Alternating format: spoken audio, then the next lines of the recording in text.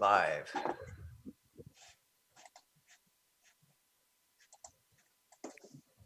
Hey everybody, Ryan Shrines here, the host of Be a Better Human. Welcome to episode Live. 5. And this is Luke Westlake with me here. Thank you, Luke, for being here. Hey everybody, Ryan Shrines here, the host of Be a Better Human. Welcome to episode Live. 5. And this is Luke. Oh, that's interesting. There we go. And our episode 5 is with Andrew Crook. Andrew is the broker of record and partner at PC 275. Andrew, thank you for being here. Thank you for having me. I'm really excited to be with you guys and to share and collaborate and spread some love and some good news. Absolutely. Yeah, we just want to say that this podcast is sponsored by Rode Microphones. Thanks, Rode, for hooking us up. And of course, as we do at the beginning of each and every episode, we want to make sure that you guys know that that this is not anything medical that we talk about. This is not medical advice. We're not doctors. That the stuff that we're speaking about here with regards to health and nutrition and medical stuff is not medical advice. That it's stuff that's worked for us. And that it may or may not work for you, and just make sure that take from it what you will, and try things, and hopefully you get the successes that we've had. Again, this podcast, as it is each and every episode, is real and raw. Luke and I want to deliver real and raw results for you guys so that you can achieve ultimately success from what we're bringing you in a positive way. And we're going to get into tonight to some of the pillars of the Be a Better Human podcast. Andrew and I were speaking earlier about what those are, and I feel that it's necessary to really kind of touch on those. So I'm excited to get into that with you tonight, Andrew. Thank you. So Andrew, why don't you tell us a bit about? So you're from London, Canada, where we are from, and your business is PC 275. Why don't you tell us sort of what your role is at the company and what you kind of do there day in, day out? Well, I take instructions from Danielle, the general manager. I see she's on the chat here, so I just give a little shout out there for her. I guess I do a lot of things. So I started the company back in 2012, and we wanted to innovate a different way of doing real estate sales. So back then, the big thing was sale by owner and trying to do different commission splits and those kind of things. So we developed a low commission program for 275, leveraging a bunch of different tools and kind of approaching the system for how we organize our back office a lot differently. It allowed us to cut our costs and then pass that savings on to our consumers. So we ended up selling homes for 2.75% total commission, versus our old sale program used to be 5-6%. I don't know what I used to charge before then. But using those tools, I was able to do a lot better job. So that was the beginning of it. And then as that evolved and grew, we developed a team structure because we recognized that we wanted to do a lot more than just have a basic, a basic business that was built around just me and my business partner at the time selling properties. And so that's where we kind of developed the whole families first culture that we've built, and the whole culture of mentorship, which is really what is, I think, what's needed, not just in our industry, but in the world nowadays, right? We really need to be more learning and sharing, collaborating. So that's kind of the evolution of our business, and we became a team structure, and that has saw a lot of success. And now with this, obviously, this big change to everyone's industry, we've had a new opportunity to adapt again. And we're right now in the process of, we've launched a full virtual listing program that is, I'm really excited because it's going to allow us to be able to serve families all over Ontario now, as opposed to just London. So, and the few areas that I've served before. So, broker record is a legal manager of a real estate brokerage or stock brokerage, same kind of thing. You have one license that is the legal entity, and then everyone kind of is employed underneath them. So, another term that would be easy to understand is CEO. That's kind of what my role is in the business. Right. Yeah. Awesome. And so the business is there other family involved in the business? What, like, how does that work? Yeah, we have so I mean, are you asking other agents, employees that are family members in the business? Yeah, like, is it family owned, or is it, like, what kind of a business is Yeah. it? Or, yeah, so it's a corporation and it is family owned, absolutely. I was really proud that it first started off originally with a couple families coming together, and moms and dads and wives and spouses all kind of coming together to build this initial business. And then we attracted a real group of awesome people that became family as well too. And then a lot of them have brought their siblings and other spouses in as well. So we've our first core value of our business, which I think is aligned a lot with better be a better human, is families first, and that is something that we have focused heavily on, and that is our structure. We also allow our top agents in the company to invest into our business, so we're almost like a law firm structure like that. So Okay. we didn't want just the owner to get rich. We wanted all of our family members, all of our team members have the same opportunity that the founders did, and so that's our structure. And we do have I think 12 owners in the business now. So yeah, Wow. it's nice. It's a real tight knit group of people that have a lot of care and heart, which is the brokerage that I wanted to be part of. Didn't exist everywhere I was looking. I'm not saying this exists out there, but I couldn't find it, so I had to build it Mhm. myself. That's amazing. Before we get into the crux of what everybody's here to listen to, Sure. I'd love to know sort of how did you get into real estate? Why don't you give the people watching sort of a background of why you felt the need to get passionate about real estate and build your own firm?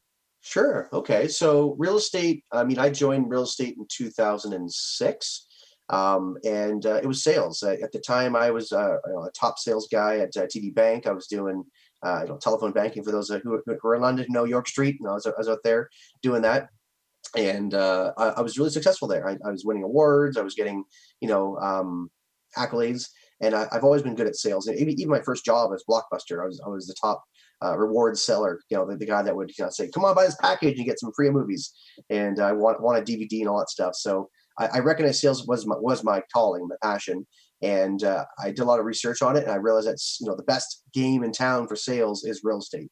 So that was what initially called me into real estate.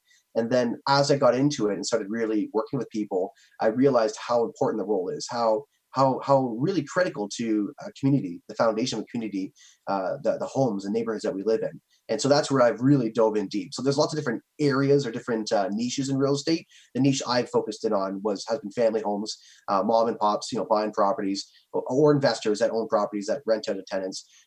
Those are my kind of my bread and butters, and then our company's built around that. So real estate for me is it's where you call home, and nothing's more important than that in my mind.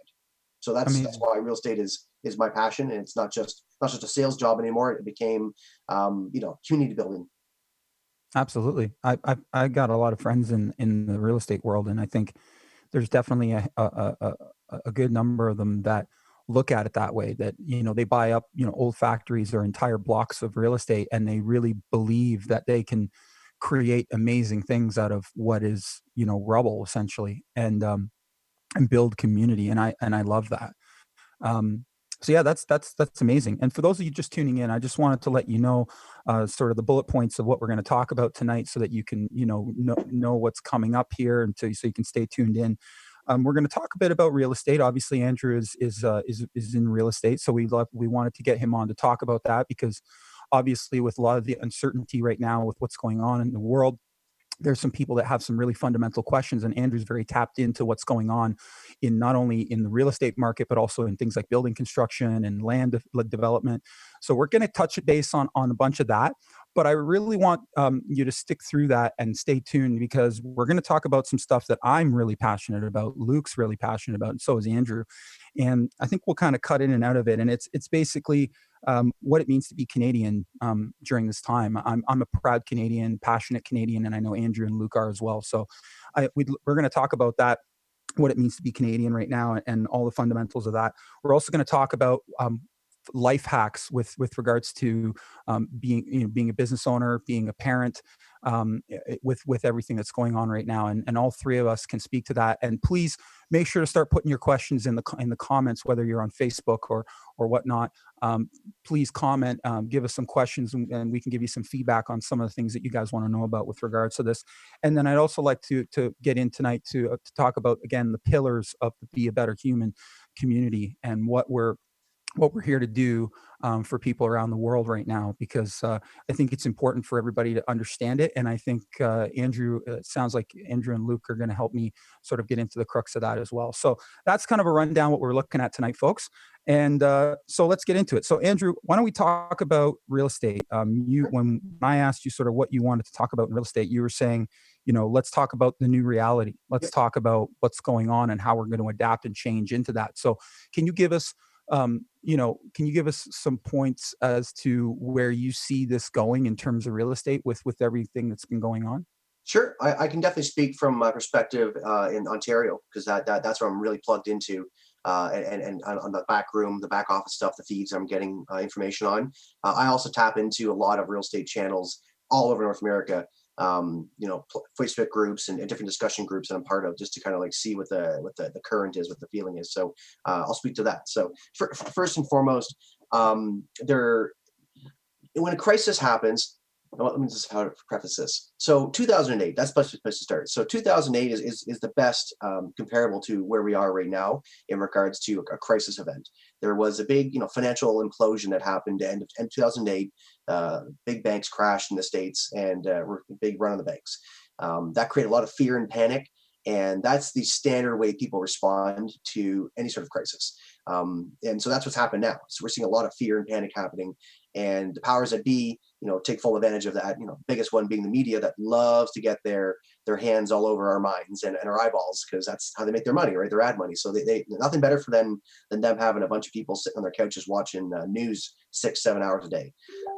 So that's basically what I think kind of happened in the real estate world. And so the first thing we saw happen is there was a real slowdown on activities. The first 2 weeks, like if you actually look at the March numbers for London, which is an area that I'm focusing very closely on, we're only down like 12% off of last numbers. And we actually saw some increases in other areas. So March was actually a decent month. That's because we were having a rock start 2020. The first 2 months of the year were just on fire. And the first 2 weeks of March were on fire. We were seeing numbers that were well above our expectations, and we were very happy. I did hear rumblings of a virus that was spreading out there in early March. And my brother actually called it about 2 weeks before this whole lockdown happens. He's like, "Oh, we're here at lockdown, crazy nightmares." I'm like, "Oh, you're exposed, you're crazy." But here we are. So that happened. And We've all had that conversation. Trust me. yeah, exactly. We had a guy from Detroit today contact our business, our online business, to ask if he could drive up from Detroit to pick up a guitar, and he didn't even know the border was closed. So yes. Yeah. Yeah, not everyone gets that one yet. And so that's it. So real estate. So my first experience was, when the bars shut down, I think that's when it became real for a lot of people. We miss St. Patty's Day. That was like, what the hell? So that was an experience. And very quickly, within a few days, we saw a real slowdown. And by the 20th, so the Friday of that week, it was like, full lockdown, a lot of fear, a lot of panic. What I noticed in the marketplace was there was still a lot of steam happening. So we still saw a ton of new business go live that week. And a lot of people are still very cautious about how to handle it. I'm going to say, unfortunately, there were some people out there in our industry who were just saying, business as usual, keep pressing on, don't worry about it. And that obviously is not good, but that's what happened. So the first week was really strong. And the next week, that's when the cards hit. When the non-social business lockdown kind of kicked in, at least for Ontario, that's when we saw a significant drop off in new business activity, and cancellations shot up significantly as well too. So people pulling listings off the market, a lot of buyers putting up the red flag, saying whoa. And really what we saw happen is that the standard mom and pop, our bread and butter, the people that want to move up or change houses, like residential sales, they just basically put the brakes on.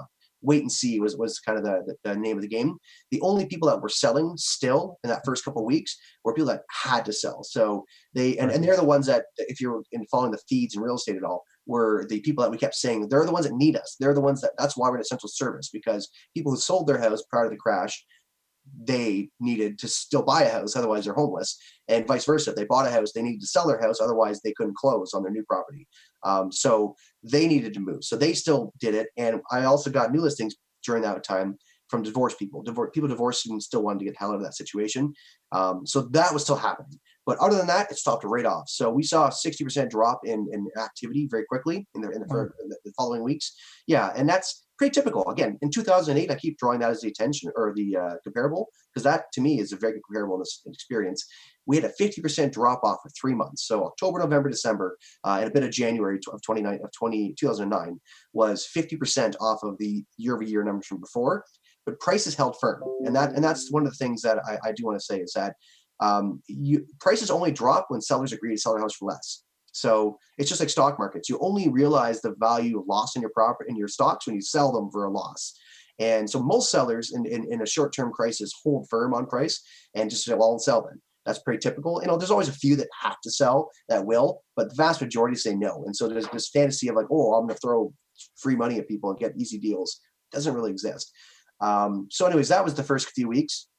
And then what I'm seeing happening is that as they got harder and harsher and harsher, agents really started putting the brakes on, and then internally within all the agent discussion groups, the tone really changed. Because before it was very like, just get out there, make it happen, push through it, because that's our industry, right? It's like, do or die. That's real estate. It's very cutthroat, and it's very you have to make business happen, otherwise you just starve.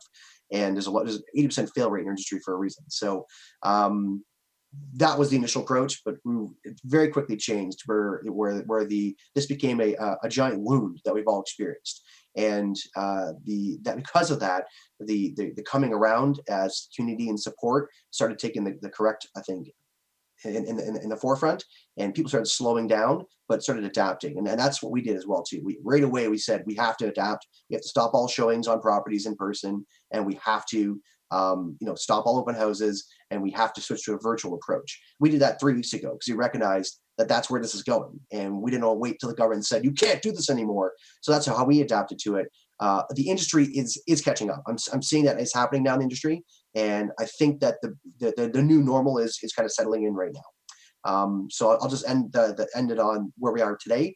And this week, I at least on my team and on the board that I'm looking at, and the people I'm chatting with, we're seeing a real churn, a real change. The fear is kind of settling down a little bit, and people are like, well, this is the new normal. I'm going stir crazy. I still need to get out there. I need to live my life. I've heard that one probably 15, 20 times from people. I still need to live my life. And because of that, we're seeing green shoots. I'm seeing leases starting to spike again. Leases have always been strong, but they're starting to spike even more.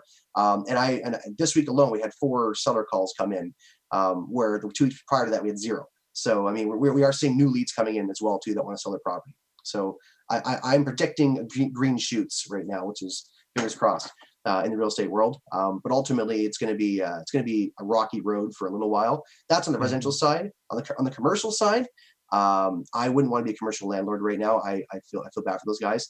Yeah, I can only imagine. Yeah, it's there. I think, and I heard, this is a rumor, but I heard 60% of commercial tenants aren't able to pay their rent. That's the reason why government's going to throw a bunch of money at them.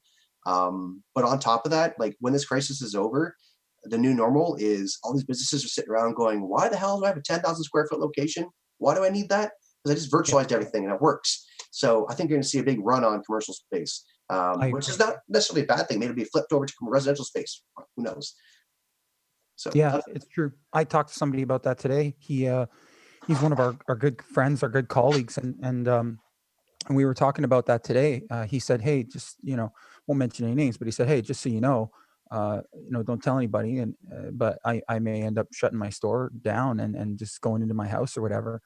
And that's and that it didn't surprise me at all. I was like, yeah, no, I totally get it. And so it's already, people are already thinking that way mhm. for sure. I think that's going to be the new normal for sure. Retail space is going to shrink significantly. Um, yeah, I just and office spaces are going to shrink significantly. You just don't need it when you can virtualize your staff and have half them, most of them work from home now. Like why? Yeah. Yeah, absolutely. Wow, lots of really cool information. So, talk to us about a little bit more in depth about rental stuff. Mhm. Like my parents own some my family. We got a couple of apartment buildings, and but we're not major real estate people. And obviously, there's a pile of them here in London, Canada, and obviously there's some in every town across the world. Now, there's two sides to the coin when it comes to rental, whether it's resi commercial or full on resi. There's two sides to the coin. There's the property owner's side of the story, and then there's the rentee's side of the story. Right. And I've seen mixed things about the renters saying, well, I don't have the money to pay my bills. And obviously, I can't speak for other countries or even other provinces, but I know that in Ontario specifically, I mean, a lot of my staff, that I've laid off, a lot of them started to get their money and stuff. So, and $2,000 a month, that pays your rent for sure. So, what is your sort of thoughts and opinions on that from both sides, like from the standpoint of being a landlord I know that some people have the landlords have been amazing, and they've been very accommodating because there hasn't been cash flow from the government up until now. And then other people are like, no, you gotta pay your rent. You gotta, I gotta, and a lot of that, a lot of the no comes from the fact that a lot of these younger property management guys are mortgaged to the hilt Oh, on a I know a pile of couple of them. I've properties, talked to right? them. They're crying themselves to sleep at night. Yeah. Yeah. So can you speak to us sort of on that? Because I know there's probably a lot of people tuning in that are on one side of that coin right now. Yep. What are your thoughts on Absolutely. that? So the first thing I say is, we're all human. We have to kind of work together. That's the first thing. The next thing I want to say is housing is an essential service, and the last thing you want to not pay is your rent bill. So like skip paying your cell phone, skip paying. There's so many other bills you skip paying before you stop paying rent. Rent should be the very very top of the pile. Mortgage rent doesn't matter. Like where you sleep is you should not jeopardize that. So my advice to anyone who is having stress or fear, um, yeah, don't pay other bills. Pay rent first. That's the first thing.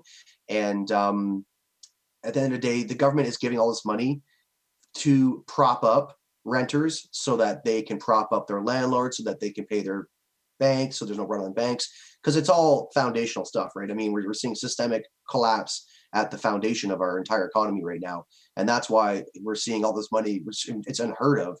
All these $2,000 free money being handed out to millions of Canadians. And it's unheard of. And I never thought I would see the day when the government actually did that stuff.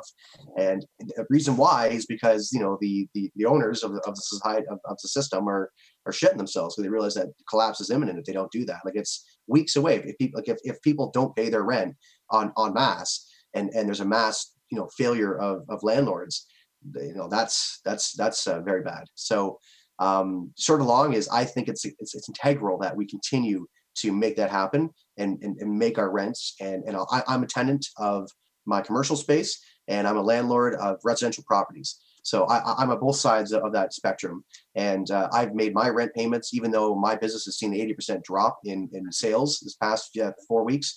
I still making my rent payments because that's the right thing to do, and I just see it as part of my duty to the system, and vice versa with my tenants. I reached out to them, and every one of them have luckily were part of essential services, so they maintain jobs, and so there was no need for deferment.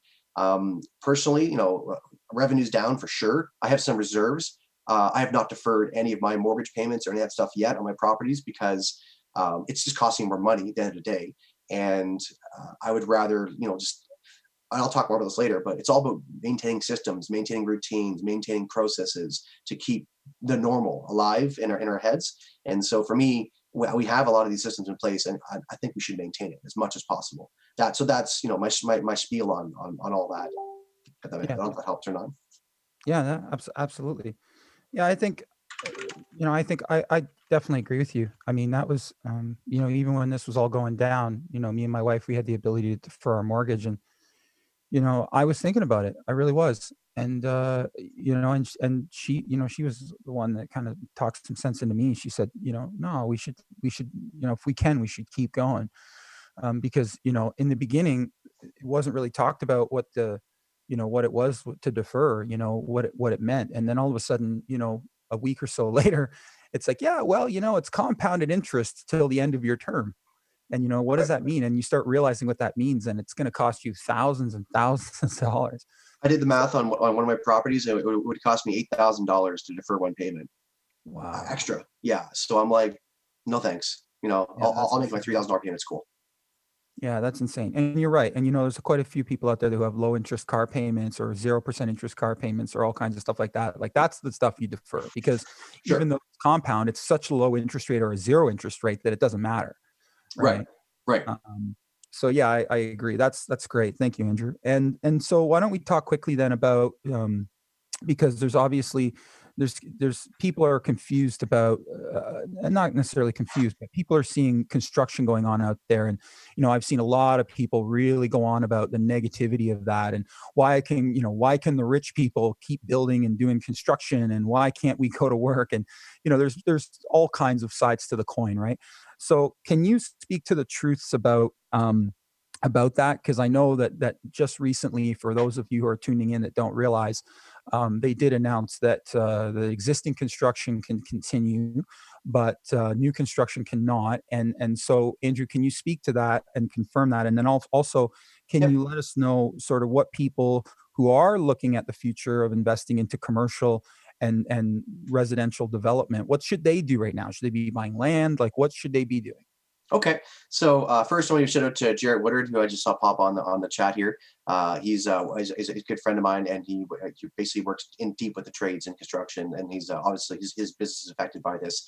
And so I'm gonna share what he said about that construction side, because he deals direct with new builds all the time, and getting the materials for to those new builds. And basically, you're absolutely right. The government, with their updated non-essential business shutdown that came out, I think April 1st or 2nd, basically said that no new permits are being issued for for builds. Basically, only existing permits can be completed. So what that means is that there's usually a few months of backlog for most builders and developers out there. So that's why you are still seeing builders and developers still doing stuff, and they will be doing these things for a few months. But all the new permits, new bills, and things going forward, that's been stopped. I honestly don't know the logic behind why they're doing that, because they didn't really stop anything by putting this in effect. All they did was just slow down future business 3 months down the road, which is when hopefully these things will start easing up anyways. So I don't know what their logic is behind that. I'm sure there's good scientific reasons for why they approached it that way. But yes, as of right now, to my knowledge, and to what the government has said, and to everyone I've spoken to in the industry, new permits are no longer allowed for new builds. Only existing permits are being developed Okay. as of right now. And And in what should regards to, sorry, go ahead. Yeah, sorry, I was going to say, yeah. So what should people that do want to look at investing, what should they be doing right now? Well, I mean, the big buyers I'm seeing right now still are, again, the people that have to buy for whatever reason, and these are the more common buyers that I'm seeing, investors, because the stock market is obviously going up and down, and very volatile, and real estate has always been a safe haven. It's the foundation of our civilization. I mean, feudalism was built on it, right? So the big land is everything. So at the end of the day, is land a good investment? Absolutely. And I think you can't go wrong buying land. They aren't making any more of it. Is that the only thing you should be investing in? No, of course not. Diversification is always the key for everything. But if you have some extra capital and you're thinking, what should I put my money into? I think real estate's definitely a good investment, whether you're land banking or whether you are buying properties. Even if there is a downturn in the market, which isn't, I don't see a massive downturn happening, honestly, unless there's much greater collapse. But even if there is a downturn in the market, it's not, historically it's not been significant. It's percentage points for most properties, and especially for cash flowing rental properties. They almost always hold value. As long as rents are up, then that's where the value comes from anyways. So yeah, I think investing in real estate is a good bet. The caveat to that, again, is commercial space, traditional commercial space. The biggest danger, red flags that you're going to see, I think, is strip malls. Those kind of like plazas, those kind of things are just going to go the way of the dodo. I think they're going to be converted into more resi stuff. So if you're buying it with conversions in mind, then for sure, if you're savvy. But if you're buying it as a turnkey, I'd be putting money into residential, definitely, because residential is not going to go anywhere. People need to sleep, and land banking for sure. I think that's never a bad idea to look at where growth is happening. These are all complex things that aren't as simple. Yeah, buy this. But yeah, I think there's definitely good opportunity in real estate still, for sure. Okay, amazing. Well, that's good news. I'm sure there's a lot of people out there that are excited to hear that because I know we're speaking to the world, and some of these things are only relatives to London and/or Ontario, but um, we're a global market in many industries, and things that are happening all over the world affect other areas. So it's Mhm. good to hear that there's some positivity there still with regards to real estate investing, and I think you're bang on with regards to residential versus commercial. I've had several talks in the last few days with people, other business owners who lease space, and they're all like, yeah, we're packing up. The one person owns a gym. He's like, yeah, we're packing up. We're selling our equipment off to our customers, and Mhm. then we're just going online. And Yeah, they're all working out using the same equipment. that's what I Uh, do every morning. Well, not every yeah, morning, but that's what I do in the morning. so they sold the equipment to the people who were members at the gym, and now they got the equipment at home, and now they're just working out through the internet.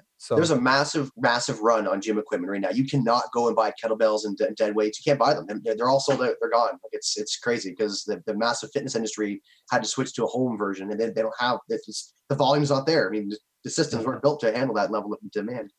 yeah, it's true. It's true. Even in our world and what we do, we sell things like DJ controllers and keyboard controllers and at Music City, Canada. And we had a guy message us tonight, like, "Hey, can I get this Yamaha guitar?" I mean, it's back ordered for 2 months. Like, there's some stuff they're saying now that's like June, July, and I'm like, how is that possible? Like, we've things that we've never had a problem getting. Now, I think a lot of that has to do with the whole China shutdown catching up to us, Right.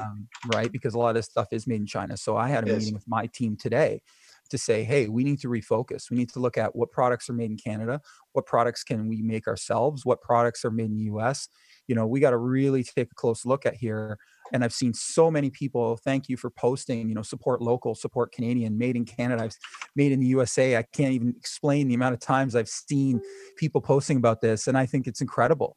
I agree, say what you want about our governments and the people leading them, but I am a firm supporter. Like I said, I'm a proud Canadian.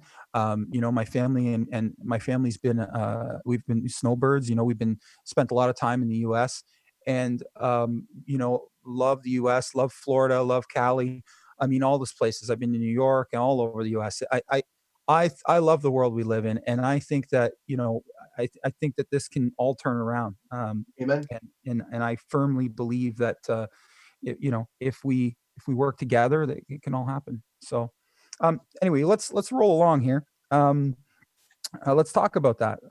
And you know what? We got some Americans tuning in, so why don't we? And people from all over the world, for that matter. Uh, I got some family in Belgium, and there's a whole bunch of people tuning in. So, Nice.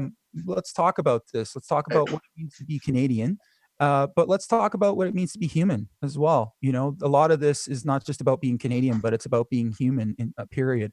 And I think some of what you're probably going to speak to, Andrew, has to do with a lot of the pillars of what be a better human is all about. But um, why don't you tell us what it is to be Canadian for you? Sure, absolutely. I posted a video about this last week, and I think that's one of the reasons that spurred our conversations and why we're here. But yeah, I love being Canadian. I've traveled the world. I've seen a ton of different places. I love traveling too as well.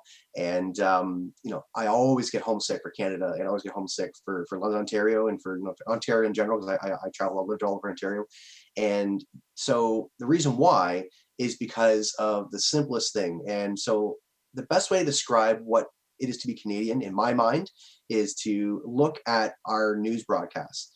And when the prime minister addresses our country, he addresses it in two languages. And I think that is like kind of quintessential what it is to be Canadian. And it's not that we're identity confused; it's the opposite. We're not a language. We're not just one language. We're not just a race or a historical culture of people. We're not an ethnic group. We are a people. We're just people, and we're from all over the world. It's not a melting pot. It's all diverse cultures and different groups, but we all come together. We all respect each other, and ultimately, we're all in this together. And I think that's what it is to be Canadian: is to recognize that we are one people.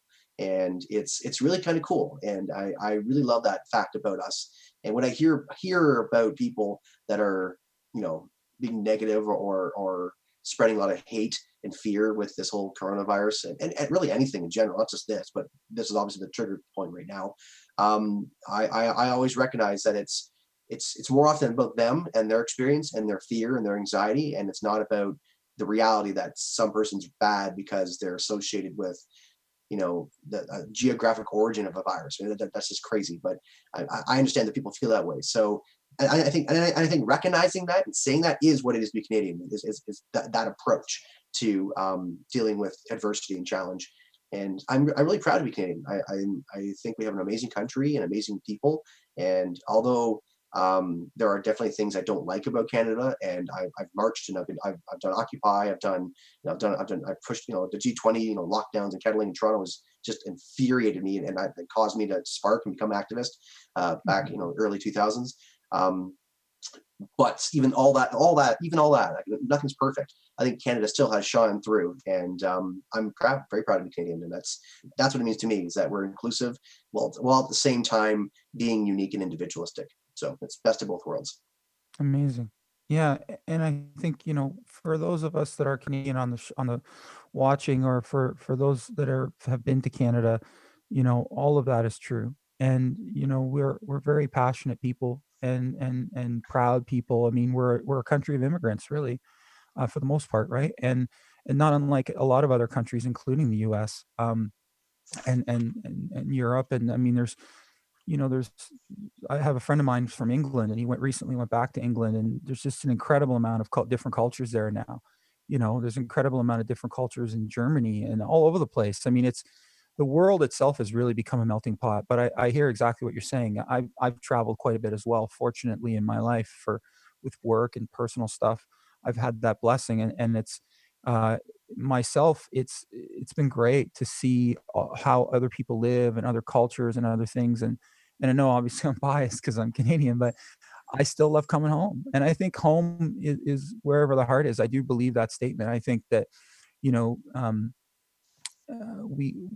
but there are certain things that Canada has that we take for granted. One of them is that, most Canadians don't realize this, but 80%, I believe the stat is 80% of the world's best agricultural land is in Canada. And most of that is in Southern Ontario, where you and I live. Mhm. So, when we go to things like the farmers market here, and we see an abundance of healthy, clean food, um, we just take that for granted. It's always been that way here. But there's Right. places in the world where you can't just do that. You can't just go and get organic produce from the market down the street for a dollar for five. Like, Yeah. you just can't do that in certain parts of the world. And I truly believe that unless you've been experienced other cultures and you've seen how other people live, you truly can't comment. You truly don't understand. And I really have to thank my dad for that. When we were young, we started doing some, and my grandparents, we started doing some cruises in the Caribbean. And I thought it was weird when I was young at the time, because my dad would we just get in a taxi. Like, my dad's not, he's not really a shopping guy, and he's not really a beach guy per se.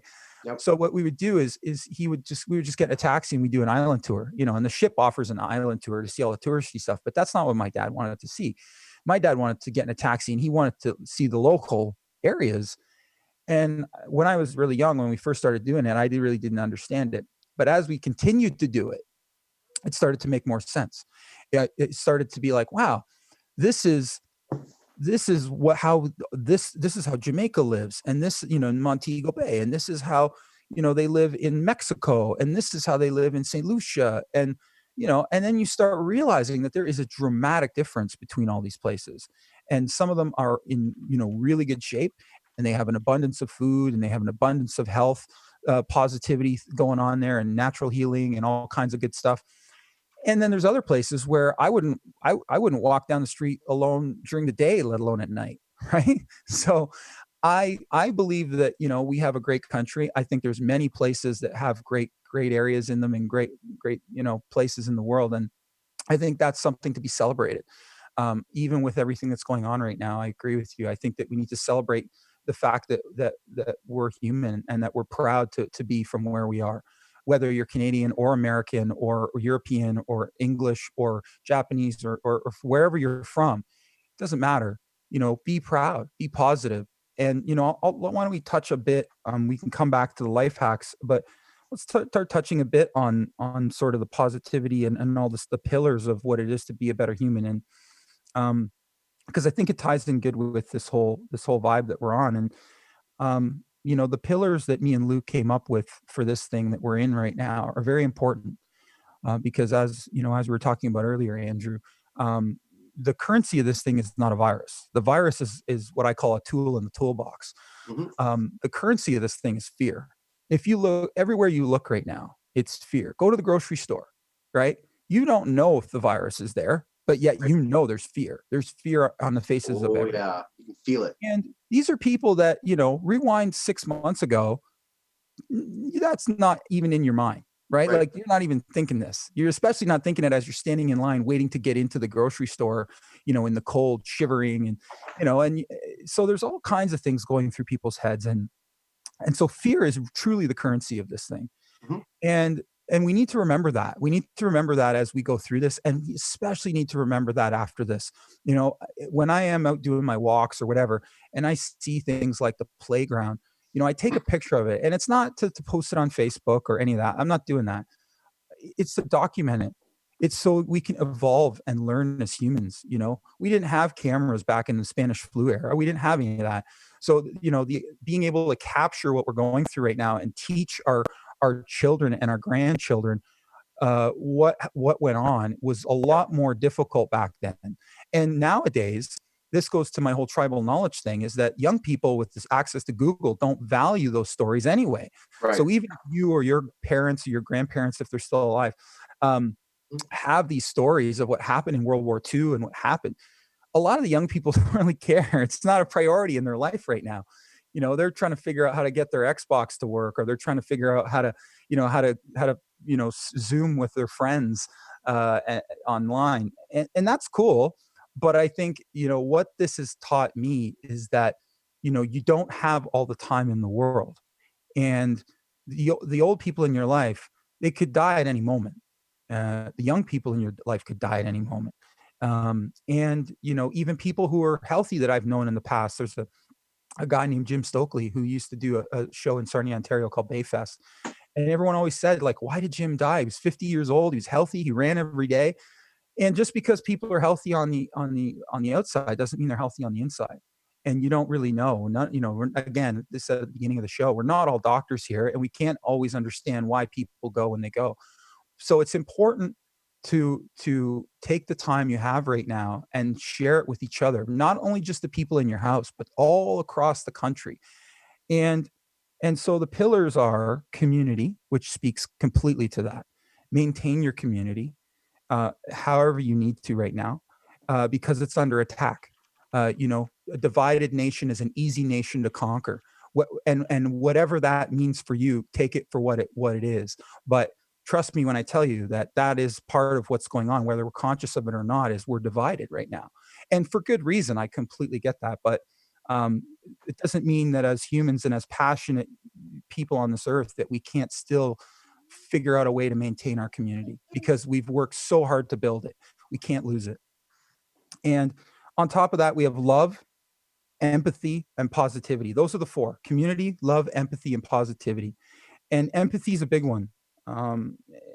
Because we talk about being human, and I talk about I talked for a bit about the grocery store thing. And the grocery store thing is interesting. You know what I do now when I go in the grocery store is I walk around like this all the time when I'm in there. Right? People are looking at me. They're like, "What is this guy on? What's going on?" Because they're so used to even the tellers. Everybody's like, like this. How can I help you? You know. So I just walk around with a perma smile, and it works. It works every time. It works, and people are like, "Yeah." They're like smiling. They're like, "Yeah," and usually they'll engage in conversation. They'll actually, "Hey, so why are you so happy?" And if I can find a way to brighten their day, I do. Um, and that's where the positivity, love, and empathy comes in. We still have emotions. We're still human, and at the end of the day, we have to all do our part to make sure that they don't take that away from us. Amen. No matter whether that's the virus or whether that's a country or a government or whatever. It doesn't matter what side of the fence you're on, people.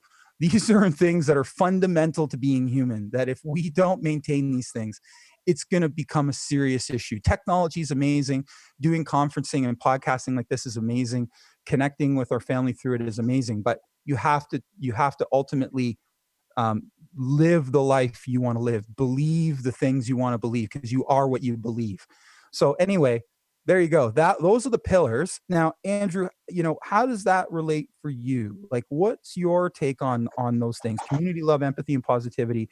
How do those things tie into you? Because I know that you're a CEO, you're a father, you're still trying to deal with people who are making big purchasing decisions in their life. Um, how, and even speaking from the standpoint of being a father and having kids, how do you maintain these things with with everything that's going on?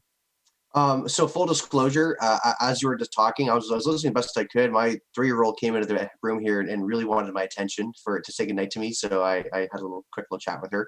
Of course. And but I think that kind of like embodies what we were talking about compassion and love and community. And so at my business and my personal life, I've developed core values as well. Actually, I think that's the foundation of every successful person and every successful movement, and is having foundation of core values and pillars as you describe them. And so for me, families first is the pinnacle, is the top. And to me, that's all about community. We say family is the foundation of our community. And I think that we often lose sight of the fact that we're working with more than just people. We're working with more than just numbers or with an individual. You're working with a whole network. And when you so specifically for me in real estate, when you're selling somebody a property, whether it's to live in it or to own it as a rental, that property is going to support that person's network of people. And so we train our team, and I myself have focused on this heavily, to realize that when I say families first, I don't mean family first. I don't mean my family first. I don't mean me first. I what I mean is the families we touch. That's the buyers and sellers we're dealing with, the tenants we're dealing with.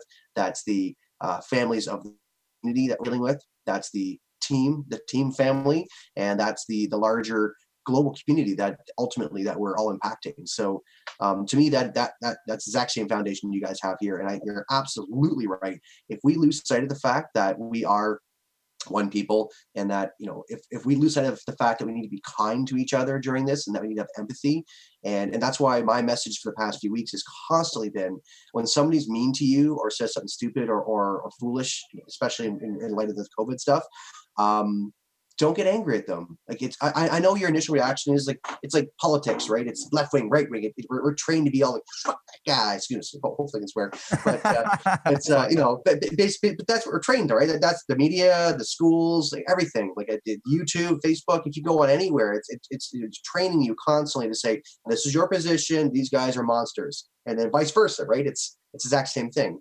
And my message is be kind to each other, and realize that when people are being hateful or angry, it's because they're afraid. It's because they have anxiety. It's because they're stressed, because they're going stir crazy. Like being a father, having my toddler and newborn with me 24/7 now, is it's difficult. And my wife is absolutely amazing, but she's going crazy too as well. And I'll get into some of the hacks and things that we've come up with later. But yeah, it's like if you lose sight of the fact that we're in this together as a team, it gets very, very lonely and very, very difficult very fast.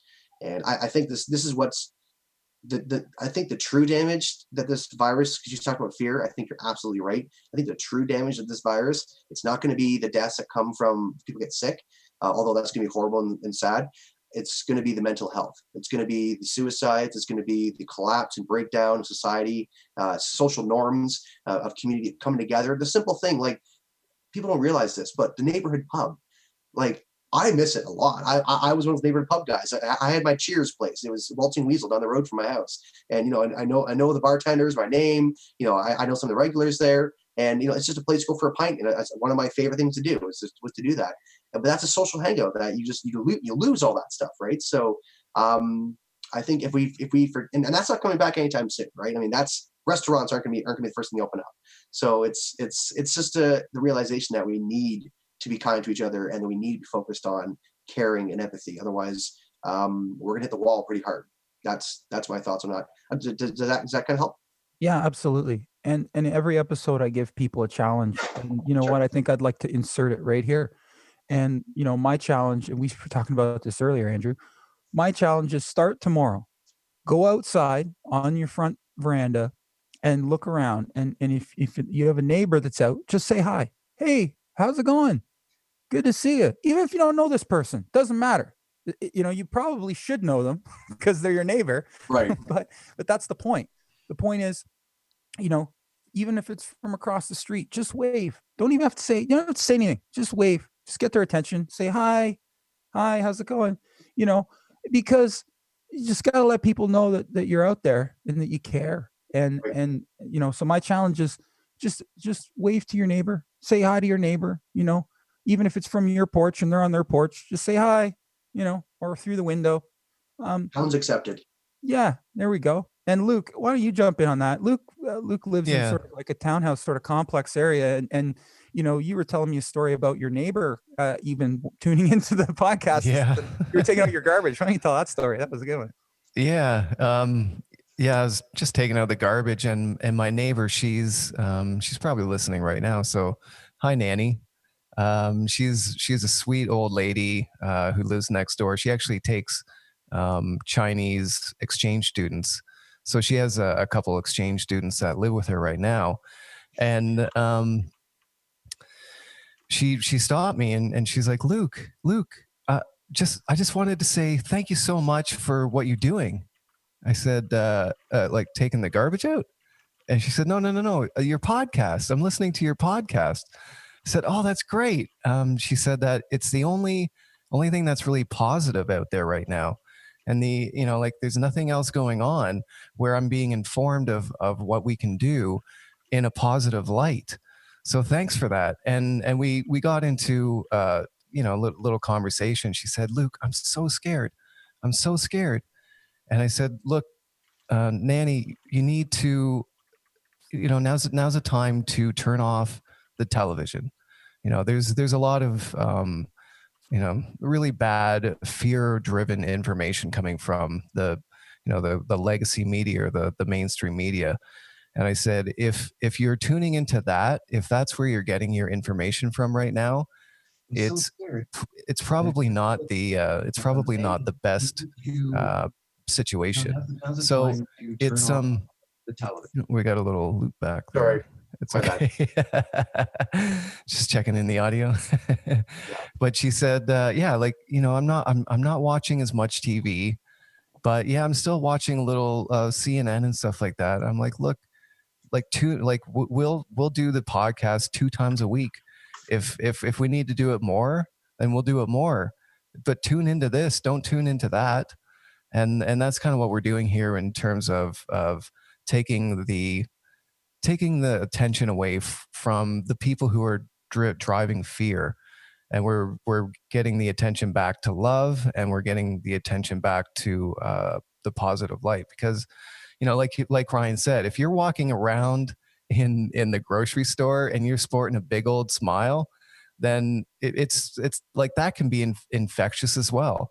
Like there's the infectious fear that is very prominent, as we know, but it like, especially when you're one of the only ones walking around with a big old smile, like I'm doing it. I have a just almost 2-year-old son, and we take him out for walks and we keep our distance, but we're walking around and we got a big smile on our face and we're having fun. And it's one of those things where it like I can see that it's rubbing off on neighbors. And like Ryan said, go out and you don't have to get close. You can do it from across the street, wave, flash them your big smile, and infect other people with that love and that positivity, and have that conviction. Like, like you said, like there's things that you can do, like working out, eating healthy, all of these things, keeping social media clean, keeping clear from mainstream media, all of these things that we can do to really really bring our best selves to the table right now, which is the most important time. Like this is probably the most important time in the world to have gratitude and to have positivity and all of these things that really really need to get out there. Like now's the time. Now's the time. Yeah, absolutely. And don't let, again, I kind of go back, like, don't let don't let this affect who you are. Like, don't let this change who you are. Somebody really said something to me one day. They said, um, I'm worried about, because I've got some people who reached out to us right before we started doing this podcast, and they said, listen, I'm really struggling, and I got some mental health stuff going on. And that speaks to what you were saying, Andrew. And and part of the reason we started this is because there's even people who said, "Listen, I'm having some suicidal thoughts," and I that drives me insane, because my only fear in the world up to this point is dying, because I love living so much. So when somebody says something like that to me, I'm just like, I don't care what amount of money it costs. I don't care what I got to do. Don't kill yourself. please, like, I'll, so a big part of the why me and Luke hurried up and got this going and figured out all our tech and is because there's people out there right now, whether you realize it or not, no matter where you are listening right now, or no matter, there's people out there that are alone, that live alone, that don't have family. There's people out there that struggle with mental health, and them knowing that you still care or that you love them is a big deal. Like, even just having that community within their neighborhood, like, Luke, even if you walked out your door and someone 3 or 4 doors down you've never even met before, you have no idea if that person is living alone and feeling helpless. Mm-hmm. And if all you have to do is just turn your head and smile and say hi, hope you're doing well. If that's all you have to do in order to help someone dramatically mentally, why wouldn't you do it? Like, and I think that's a big thing. I think we all need to make sure that if that's the kind of person we are and that's the kind of people we want to be, then we need to maintain that and we need to build on it, and we need to educate our friends and our family and our children that that's the way to be now and always. And I think that that's you have to take that out of this. And if you already are or were or that person, don't let them take that away from you. That is fundamental. That is who you are. Then you absolutely need to claw every possible way you can to make sure that you remain to be that amazing, positive, empathetic, loving person. It's so important right now in the world, because if the currency of this is fear, global fear, and if, as a global human race, again, I said it in an earlier episode, we're one of 8.7 million species on the earth. Okay. And they're relying on us just as much as we're relying on them to get through this thing. If we're going to get through it and we're going to come out the other end and we're going to be better humans, we need to do that together. We need to be empathetic. We need to love. We need to continue to create community, and we need to be positive. And if that happens globally, the currency of fear dies instantly, dies. Doesn't matter what the narrative is, because our narrative is that we're human and we're here to stay. And we're gonna join hands. We're gonna be positive, and we're gonna change the world. And Amen. it's gonna be a better place when it's all said and done. But we only do that as a united front. And we don't have to be physically holding hands. We don't have to be in the same room. Um, the world is so small now. We are all connected in one way or another, uh, and we can do it. We just have to reach out, one at a time, every day. Just reach out. And again, it goes back to what you're saying, Luke. It's as simple as literally saying hi to your neighbor, right? And so that's my challenge to people: is start spreading love. Go outside, say hi to people, and go to the grocery store, perma smile. It can't hurt. It can only help.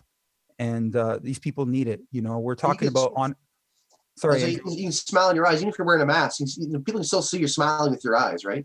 Mm-hmm. Absolutely. Mm-hmm. We talk about. I see so many amazing people working on the front lines, and we talk about them. But we don't talk about there's all kinds of front lines right now. There's food delivery drivers, and there's cashiers, and there's people working in the food distribution warehouses, and you can't even think of them all. There's people who are coming into this country from far, far away from home, from Mexico and from these countries to work in the fields right now, in Southern Ontario and all over the country, Alberta. you know they're leaving home and they're traveling, past the United States. They're coming to Canada, and they're working here to cultivate our food, and they're far, far away from home. These are all heroes as far as I'm concerned. These people they're all heroes, and they at the very least they deserve a smile, and they deserve to know that we care about them. And I think that that's very important, that everybody wakes up and says, yeah, that's who I want to be. And you don't sit there pointing the finger at other people for not being that person. It starts from within people. And we're waking up. The world is waking up in one way or another. And we need to make sure that as we're waking up, that we are being, we're looking within and we're being the people that we want the rest of the people in the world to be. And if each and every one of us does that, if it starts inside of each and every one of us, the whole world will be a better place. You can't change other people. I mean, so many guys and girls have tried with their girlfriends and boyfriends and their spouses to change them. I would just wish you were like this. It was so much better when we first started dating. You know, but you know what? They're not the only one changing. You're changing too. Can I ask you a And question, Ryan? absolutely, 100%. Yeah. So, I mean, I love what you're putting down, and I'm picking it up, and that's what part of why I'm here. Where because often, like I know when I had my moment, like, is there a moment when this kind of came reality to you, when you recognize that we got to be start preaching about being one and overcoming this fear, and realizing that that the fear is the currency? Like what like was there a moment that you kind of can that just triggered this? Because I mean, this is the fifth episode, so it wasn't like you've been doing this for 20 years. So where did this come from, if you don't mind me asking? Um, I've I've been fortunate enough to have some serious love in my life over the years. I'll start with this, and not everybody has that. I completely recognize that. So, I've been fortunate enough to have some incredible people: my parents, my grandparents, my brother, my wife, my little girl now, and obviously so many other people in my life, my colleagues at work, and the people who've been in the trenches with me for many years, my best friends. But you know what? There's a tremendous amount of people who have touched my life, and I almost lost my life a couple of years ago. Yeah, I responded to an emergency call at our business. We were broken into, and I happened to live close, and I was chased 150 kilometers an hour down the street, and the guy tried to roll me over and kill me. He had a stolen pickup truck, and yeah, it was very traumatic. And I didn't eat for 3 days, and I started what I now know as intermittent fasting, and I lost 14 pounds, and that was the beginning. And even right before that was my brother kind of coming to me, going, you know what, I don't, I was close to 300 pounds, and he said, I'm worried about you. And I was starting to have heart problems. There was at one point my mom drove me over to the drugstore and put me on a blood pressure cuff because I was having real problems. And at my age, that shouldn't be happening. And so, that was the beginning.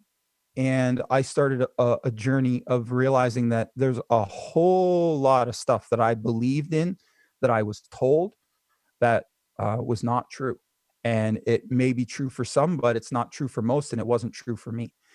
And as I started to dig and learn and educate myself with the truths about health and um, and food and activity and lifestyle and supplementation and all this type of stuff, um, I started to become empowered, and I started to realize that I had the ability to control massive parts of my life and destiny, and that I didn't have to sacrifice that to other people.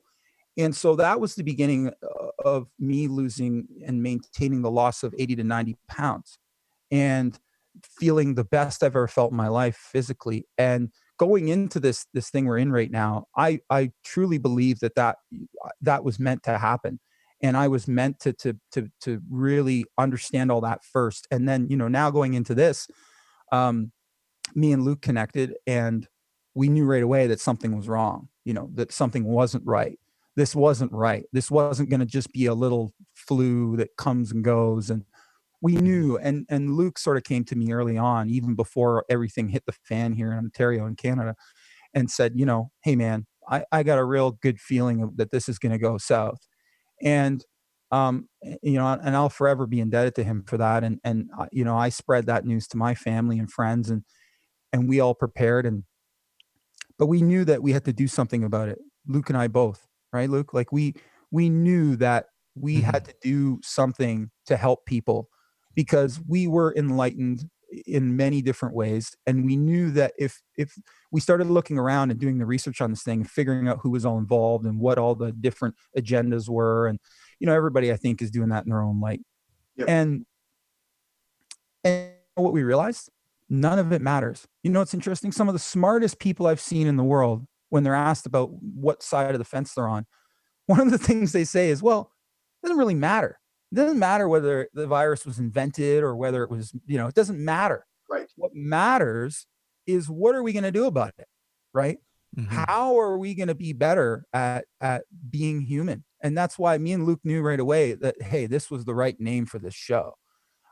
Because that's what it comes down to. We're just, again, one out of 8.7 million species on the planet. We can only do what we can do.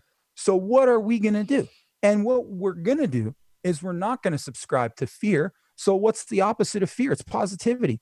So to answer your question, the reason why me and Luke started this thing is because we felt compelled that even if we never make a cent doing this, we know that this has to happen. And if we can do our little part Mm-hmm. and reach out to the world, and even if we save the life of one person through this, from whatever they're thinking of doing with their life, it was all worth it. And I don't care how many episodes it takes, Andrew. We're going to keep talking about this until everybody wakes up to the fact that, you know, living is a great thing. And I put up a Facebook post to my friends and family when this all first started going down, and I said, treat every day as a gift. Every day is a gift. And if you don't treat every day like it's Christmas morning, then what are you doing here? What's the point? And that's what we're all realizing right now. One of the big benefits of this thing is that we're all now slowing down, taking time, spending it with our families, and yeah, that can drive you nuts. And we'll get into that in a minute here about the hacks. But I think that that's a big thing, is that we're actually able to refocus our time and say, wait a minute, none of this is really important. And you start to get some clarity as to what's important, because there's not so many things on sitting on top of your back all of a sudden. So I think that's another thing that people need to do, is take this time to reevaluate what's going on. And it speaks to what you're saying about real estate. Maybe you don't need to have a big store or a big shop. And I'm not talking people out of real estate. I'm just saying, make your life efficient. Make sure that your life is a life that you want to live. Use this time for that. Don't subscribe to the fear. Don't subscribe to the fact that life is over as we know it. That's not what the people that are in control of all this is trying to do here. No. That's not what's going on. And that's not what the governments are trying to do. That's we're trying to make sure that everybody's trying to make sure that there is life after this, and that there's a society to move on. And it's important that we all are a positive voice in that, right, together. So Andrew, that's the answer to your question. And we Thank you. just felt the need to do this because if we figured, if we were a little piece to start the ball rolling, that, again, like you said, you're picking up what we're putting down. If enough people do that, we feel that together we can change the world. So make it a better place. So Beautiful. thank you for asking. That was the answer I hope you're going to give. So that's perfect. Yeah, well, it's honest. Like I said, real and raw, right? Yeah, absolutely. No, this is being real for sure. This is great. I love it. Yeah, thanks for your time tonight, man. Thanks for being here. Why don't we get into some hacks? I know there's some people out there that we talked with Lisa Lopez in the last episode about this, because she's, her and her husband are working from home, and they've got young kids too, and I've got a young daughter, and I'm sure a lot of people out there, maybe even have elderly with them. Like, it could be the other side of the token too, right? Or even someone living with them that's part of their family, or like, Luke, you were saying, like, your neighbor has some exchange students. Like, Andrew, Yep. why don't we start touching on that? Like, what are some of the hacks that have worked for you and your wife, and what you have going on at home right now, being a CEO and being a dad? Oh, did we lose him? I think we might have lost him there. Oh, there we go. There we go. There we He's go. there. We got him. Sorry. It says my internet connection is unstable. I apologize. That's Bad okay. internet. I find this time of night, 9 o'clock, it's the Netflix just dropping out. I think everyone's streaming right now, right? So For sure. that's what it is. But anyways, yeah. So hopefully this goes through. Families first, and the foundation of healthy relationship is communication, and that is really what the hack is, it's simple, right? A lot of people are talking about divorce is going to spike during this time, and I don't doubt that for a second. I've had my fair share of blowout fights in the past few weeks over the craziness of everything right now. And the first thing is, it goes back to healthy foundational relationships. You have to have lines of communication. You have to have mutual respect. And that is that a hack? I mean, that's just, I think, the foundation of a healthy marriage and a healthy household.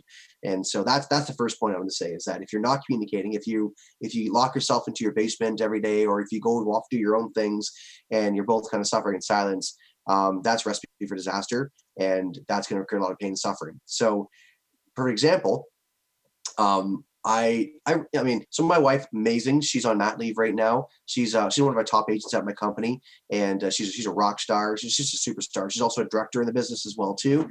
So we've actually recently bought it with my business partner, and so me and her became the new majority owners in the company. And so we've been kind of balancing our work life / home life. And the focus was, the beginning of this was, we had our baby on February 22nd, our second child. Thank you. A very healthy baby girl, baby Peyton. And so that's been her focus, obviously. So all this stuff started happening, and she's just kind of like glued in on the children, and that's just a really good thing. But very quickly, because I had to work, I would say, well, I'm going to go into the office, my home office, close the door, and then you take the children, you take the toddler, you take the newborn for 9 to 5, and then that's that. Very quickly that became super stress, and she needed a break, and there was no break to have. And there was some bad weather days, you're trapped in the house. So the first hack that we came up with was basically designing a work-life schedule, where we basically said, I'm working these hours, you're working these hours. We treat the family maintenance as work, and then we started trading off relief shifts. So tonight, for example, I came in for a couple hours before on here, and I gave her a relief. So she just went downstairs and just watched TV and vegged out by herself, where I kept the kids. So that's the first thing, is create a schedule with each other in your household, and start sharing the burden and the load of managing the family household. Because that's it's easy to say, well, I'm the breadwinner, I'm doing my stuff, you do your stuff. But this is the new normal now, and this is forced equality upon us, and we have to do it. We have to be super dads. You have it's a double duty, dads, and that's just what it comes down to. So that's what I would say is a really important one. And communication, those are the two big ones. And another one that I really, really like, and this is one I tell everybody over and over again. So if you're listening out there, write this one down. And this is not some secret trick. This is just good old fashioned sage wisdom. And that's, every single day when you get up, have a routine, have a process. I get up in the morning, I get my shower, I get my clothes on, I get myself ready for the day, and I go to the gym. I have a virtual gym we talked about earlier. I do that as well, and I have my rhythm, my routine that gets me going for the day. It's so easy to lose that during this crisis, and it's not that you don't want to get up early and have a rhythm. It's the night before. The night before, you're cracking a beer, you're having a third glass of wine, you're watching COVID porn, aka the news, and you're just getting sucked into it, right? So that was my first week in all this crap too. I was totally in that place. Don't get me wrong. I won't deny that. But don't. And the way you don't do that is by not trying to stop yourself from doing it in the nighttime. If you want to watch an hour of COVID news, go ahead. But what you want to do is you want to get up in the morning and you want to have your routine. That's going to make you, just like on a regular work night, on a regular week, when the world's not going through a crazy pandemic, you don't, binge drink and party, because hopefully you don't. If you do, that's a whole other problem. But, that's I would say those things right there. And I can give you a few more, but why don't you offer one? Yeah, Luke, why don't you jump in here, man? Luke, for those of you who don't know, Luke's got a really amazing little boy named John, and me and Luke were talking last night about John. John is going through some pretty cool stuff right now with regards to his growth. So, Luke, why don't you just kind of touch on that? Yeah, well, I think Andrew's got it right on the money. Is just being able to share the load with your partner. Yeah, that's the biggest one for me too. Is just being able to share that. Plus, it gives us guys a little more quality time than what we would normally have at the end of the day, because it's a lot easier to take 20 minutes here and there, even if it's your time to work. It's easy to, go and have a cuddle on the couch, or go run around outside, run through the leaves, go spend some quality time with with your kids. And it, like I actually, like, it's a double-edged sword. I love being home for all day every day, being able to see them at some point, at any point basically. But it does, like you said, it can be, it can become a lot if you're kind of stuck dealing with it, for all day every day, which, I've never had to do that. But Amen. it's one of those. Yeah, like, our wives they're amazing people, and they can, I don't know if they're just wired differently to be able to handle it. But I know Anna, my wife, is she does the lion's share of taking care of Johnny. And Mhm. I'm super appreciative to have the time to build this and build other businesses that Ryan and I are working on. um it is really just about dividing it up equally, not even equally, but fairly. Mhm. That's the key. And that's the foundation of communication, mutual respect, right? If you have Mhm. that in your marriage, then I think the rest kind of comes. And if you don't have that, then it's a ticking time bomb. Yeah, for Yes, sure. yes.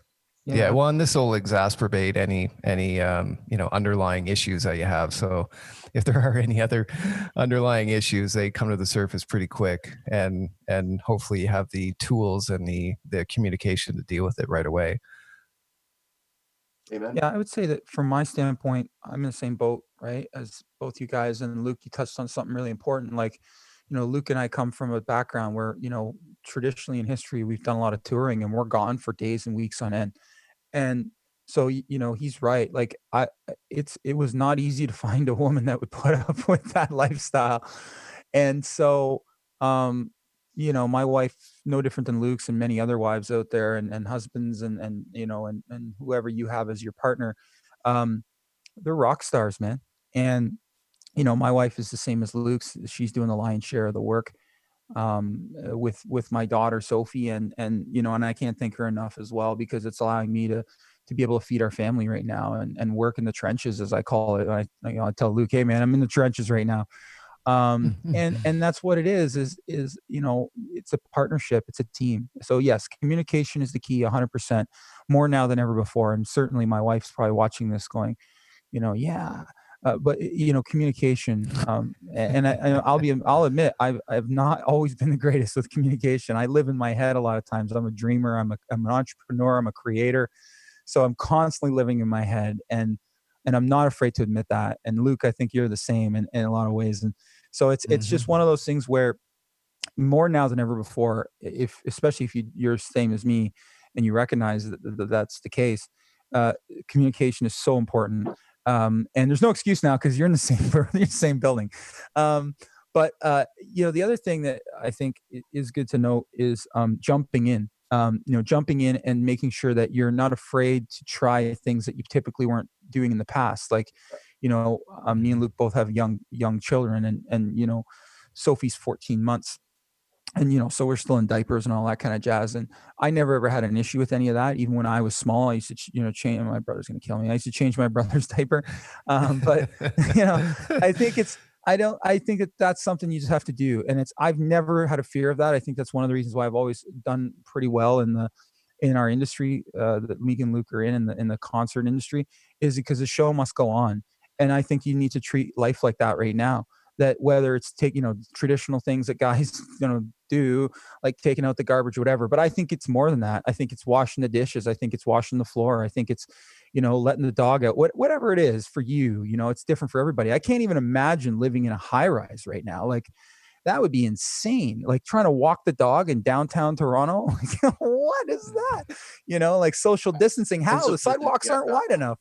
Like, no. it's just insane. So, hats off to the people out there that are trying to live their life normally right now, that are facing these things. And I think that communication is key. And so I guess a little hack for you in work life balance, in order to sort of subscribe to what both of you guys said, especially what Luke said about spending time, is try to do some stuff at night. But the hack is this: when you go on vacation, you do this thing. It's called set up an autoresponder. you know, set up an autoresponder saying and make it positive. Like that's don't make it negative. Don't make make it positive. Say, hey, I love that you emailed me. If I don't, if I don't respond right away, that's okay. I'm probably spending time with my family. Please, you know, let me know what you need and I'll respond as soon as possible. And I think that no matter who that goes to in the world, they're going to go, oh, okay, yeah, he'll get back to me. And they're not going to be upset about it right now. Notes right now. I'm doing that. It's good idea.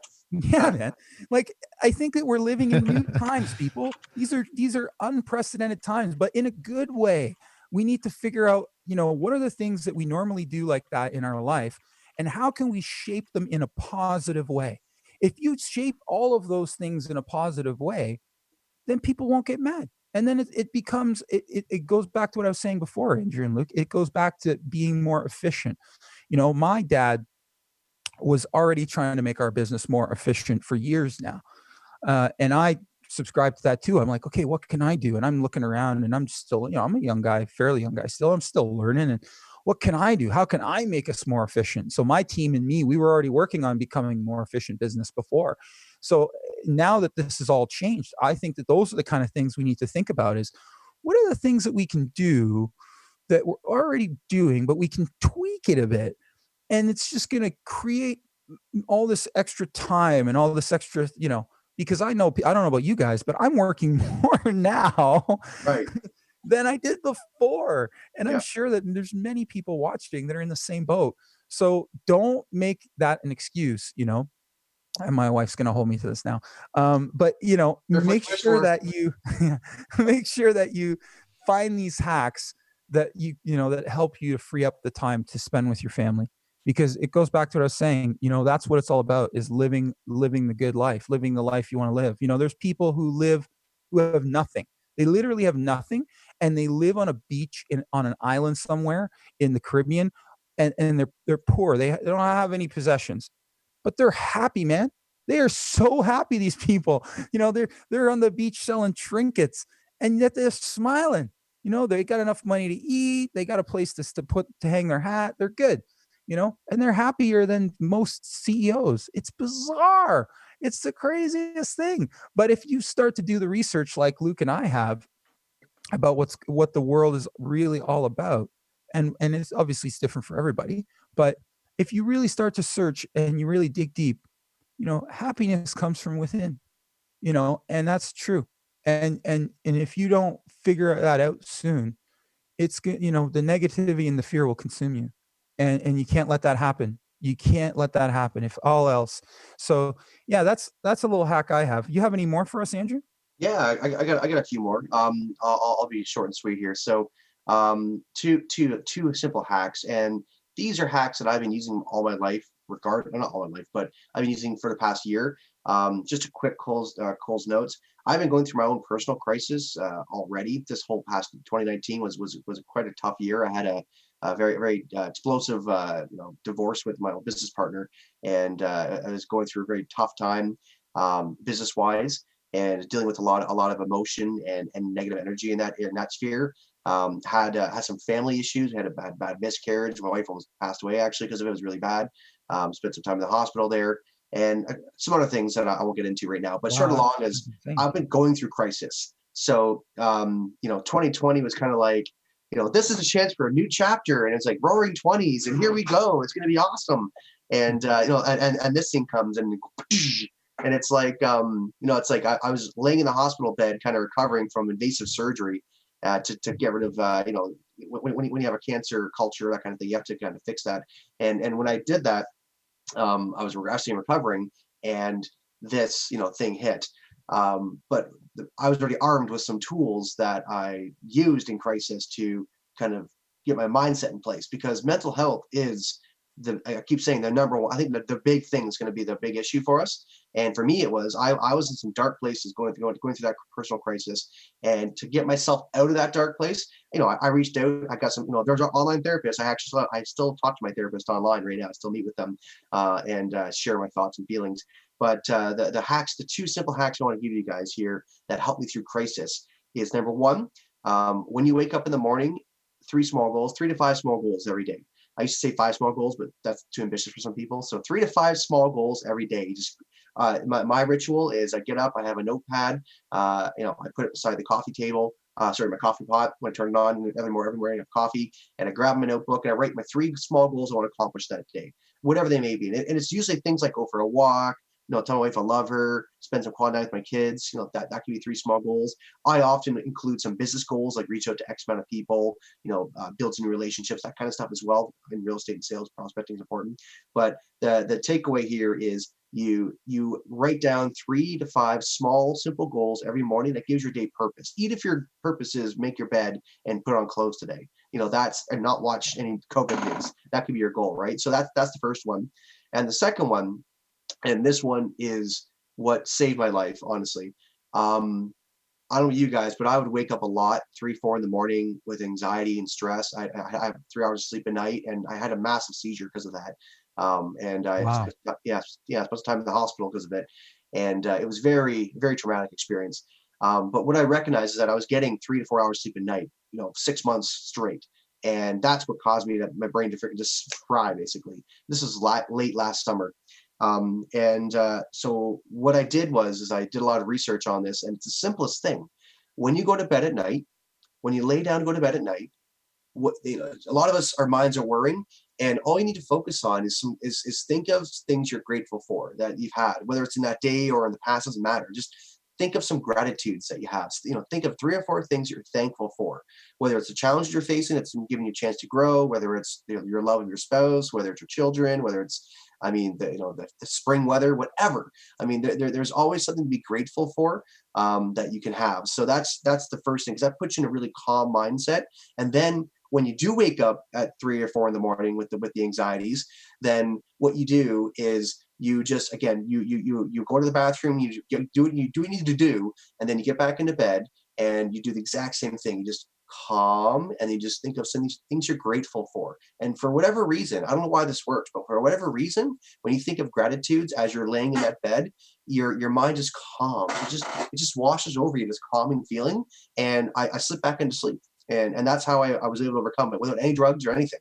I was able to overcome that, because I recognize the mental health I was having wasn't physical, it was mental, and it was caused by my anxiety and stress. And so I didn't want to take a pill to fix it. I wanted to take solutions that I could, coping mechanisms to fix it. So I guess those are 2 that start the day off with your small goals to kind of help you get some intention for the day, and end your day with some gratitude as you're laying in bed. It's just a simple exercise that puts you in the right mindset to fall asleep. And I knock out every time, as opposed to worrying the mind, which also happened a lot in the past. So I think those 2 are the 2 most important ones I would say that right now. I Mhm. just wrote that down. That's really cool. I mean, I definitely in the same boat. Like I said, I'm a creator, and my mind's always going. Me So too. it doesn't stop, literally. I'll be driving down the street and I'll have to pull over, and I gotta write that down. It's just constantly turning. Um, and I think that's, Luke, did you go? Because Luke, you went Well, and through. it's one of those things where the more you practice it too, right? Because the brain's a targeting machine, and if people become really good at making bad plans in the future, which is called anxiety, Yeah. and getting stuck on negative stuff in the past, like depression. So and it's, one of those things where tonight, if someone starts doing it tonight and it doesn't come supernaturally or right away, it's okay. It might take a few nights of practice. It's like anything else. If you've become really good at doing something a certain way for so many years, then it's going to take a minute or 2 to get into a new habit. So I would just sort of add that to that great advice. Thank you. Yeah, you're absolutely right. It's persistence and consistency is the foundation of everything, every Mhm. skill, right? Well, and then it also like it also goes into the rest of your life because you get into the practice of gratitude, and you get into this practice at night. All of a sudden your brain starts giving that more importance, so it's going to actually just sort of automatically kind of do that throughout the day. Mhm. So that's also another thing to keep in mind. Like, there's nothing stopping you from practicing even throughout the day, and everything. It's funny, even if you look at a global pandemic, there's a way that you can frame it where it doesn't, it's not all negative. So there's a way, even like really difficult situations in life which you've been through in the last year, there's different ways that you can frame it. Like, you took that kind of situation and you actually develop these different practices, different techniques that come out of those situations. And even while they're shitty while you're in it, um, you know if you get caught in the negative and you let that pull you down, then that can be kind of the end of it. you can Yes. you can live in that muck forever, like you can live down there forever.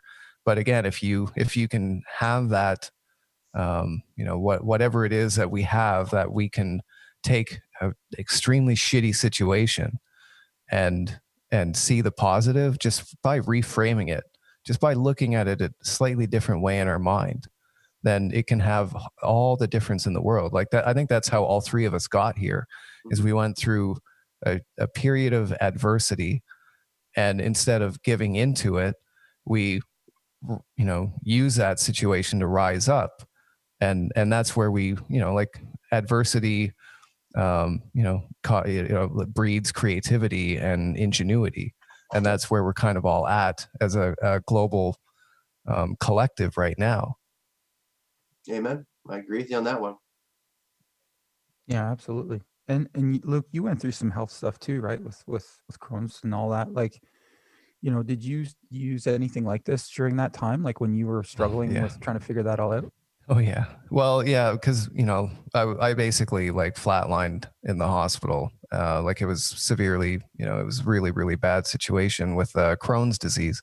Mhm. And the like I basically had a life sentence from the doctor saying, like, you're going to need surgery and all these drugs and all this other stuff in order to live. And at that point, like, it's a really long story. I won't get too far into it, but at the end of the day, he basically gave me this life story or life sentence of, you're going to need drugs, you're going to need surgery, probably surgery every few years, that kind of thing. and and like, luckily I was with someone at the time who was really into the naturopath thing. So she hooked me up with her naturopathic doctor. And one of the biggest things that she said, she's like, look, if you're not into this, like, if you're not going to listen, if you're not going to give it everything you've got, if you're not going to, like, she's like, this is all your fault.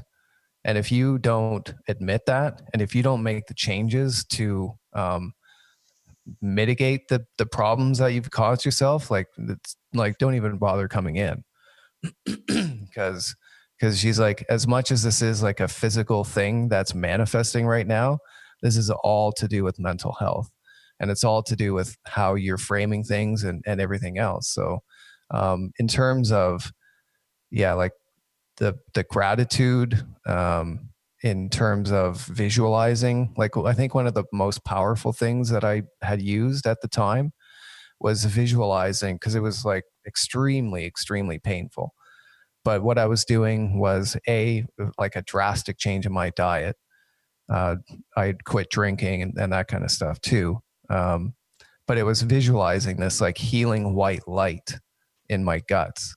And I swear, like that, like, being able to just focus on breathing. So that was primarily what I was doing, is focusing on every aspect I could become aware of my breath, my lungs moving, the air across my tongue, my lips, whether I was like going through my lips or my nose, everything else, was actually visualizing.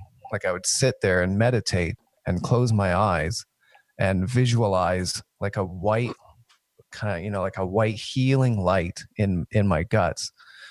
And I think that was like a huge benefit. And I still do that now. Like if I have any issues or pain or anxiety, like a fellow that we both Ryan and I know very well, we've mentioned him a couple times on the show. His name's Chris Wiley. He's a neuroplastician and works with people like dealing with severe anxiety, and he actually deals with like kids with uh, autism and PTSD and ADHD and all this other stuff.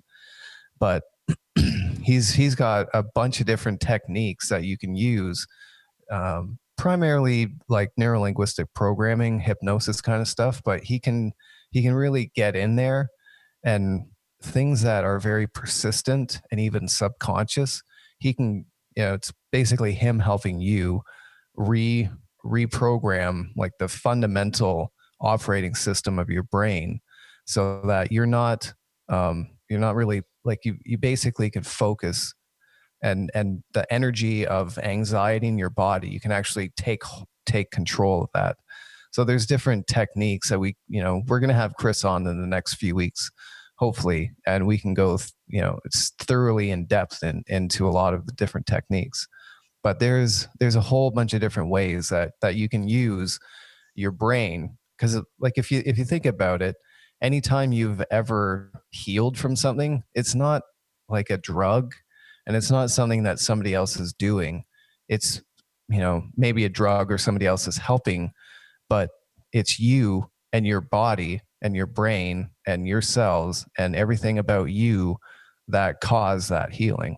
So if you can kind of go right to the source, and these, like all of these techniques and hacks that we're talking about here, like fundamentally that's where it all kind of goes down to, is your ability to heal yourself and to take control of your brain, and not let, like, it's easy to have a shitty couple days, but like I've had a shitty couple days in terms of just dealing with technology stuff.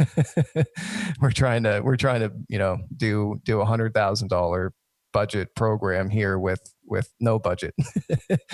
So fighting with technology to get that. Thank you. We're trying. But like it's easy to ruminate on that and to let it get you down. But it's all in how you, like, different techniques. Like I just, before I came downstairs after putting my son to bed, I just kind of stopped at the top of the stairs. I was like, look, right now it's a new time. Everything's working, everything's good, everything's solid, and just take a deep breath, and that's it. And then let go of anything that's been annoying for the last couple of days, and just be thankful for all the shit that I just learned, and B, the fact that it's working, and we have a live show tonight, and there's a bunch of people watching and tuning in, and eventually this is going to reach hundreds or thousands or more people. Yeah, amazing. Thank you for everything you're doing there, brother. It's awesome. You're welcome. Speaking of which, do we have any questions that we haven't gotten to yet? It's about that time. I don't know if you've checked. I know you've yeah, we've got we'll kind of go like backwards through it.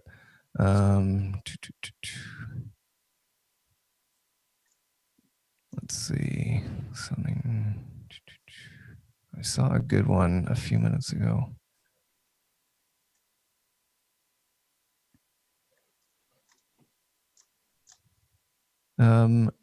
So Tamara Blackwell asked quite a little while ago, when we were talking about tuning away from mainstream media and that kind of stuff, like just trying to get away from that.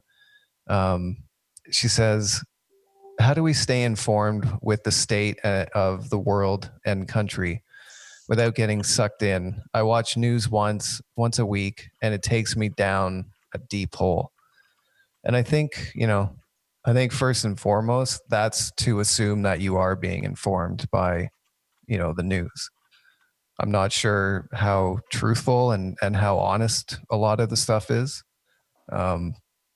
we all know that that's really controlled and driven by certain people. So let's maybe not make the assumption that what we're being told all the time is actually the truth. So sometimes actually ignoring it and just sort of I guess observing your immediate area is probably more indicative of what's going on around the world than what you're going to get from the news. um, I personally myself, I've got a few different sources that I go to, but the biggest thing for me is if I'm going to a source, even if it's somebody that I know and trust, if they're playing the fear angle, there's no way I'm going to listen. It's like that's the sort of litmus test for me, is if there's fear being sold right now, then like I have to at least take it with a grain of salt. um, I think, maybe Ryan, if you're into it, we could probably do like every Monday or something, do a bit of a recap on the week. And, we're probably not going to go into like, we're not going to be reading news articles, but I think we can in general do like a state of the country or state of the world sort of recap, a 20-minute recap. And if anyone's interested, we would probably do that Monday at 8:30 p.m. Eastern.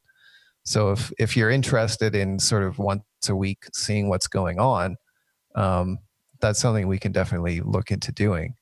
And then, like I said, if you just kind of look around and at what's going on in your neighborhood, it's probably more indicative of what's going on in terms of what you're hearing from the media.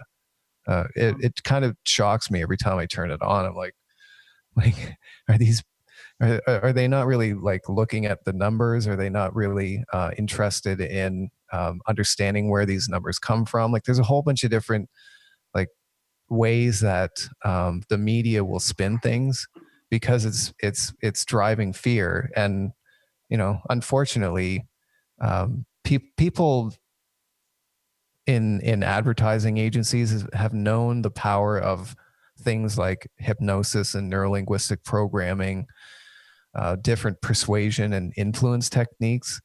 And to them, well, one of the most powerful drivers in terms of selling things is fear. You as a salesman, you always hear about like, okay, you got to hit the pain points. Yep. And the biggest thing is fear, man.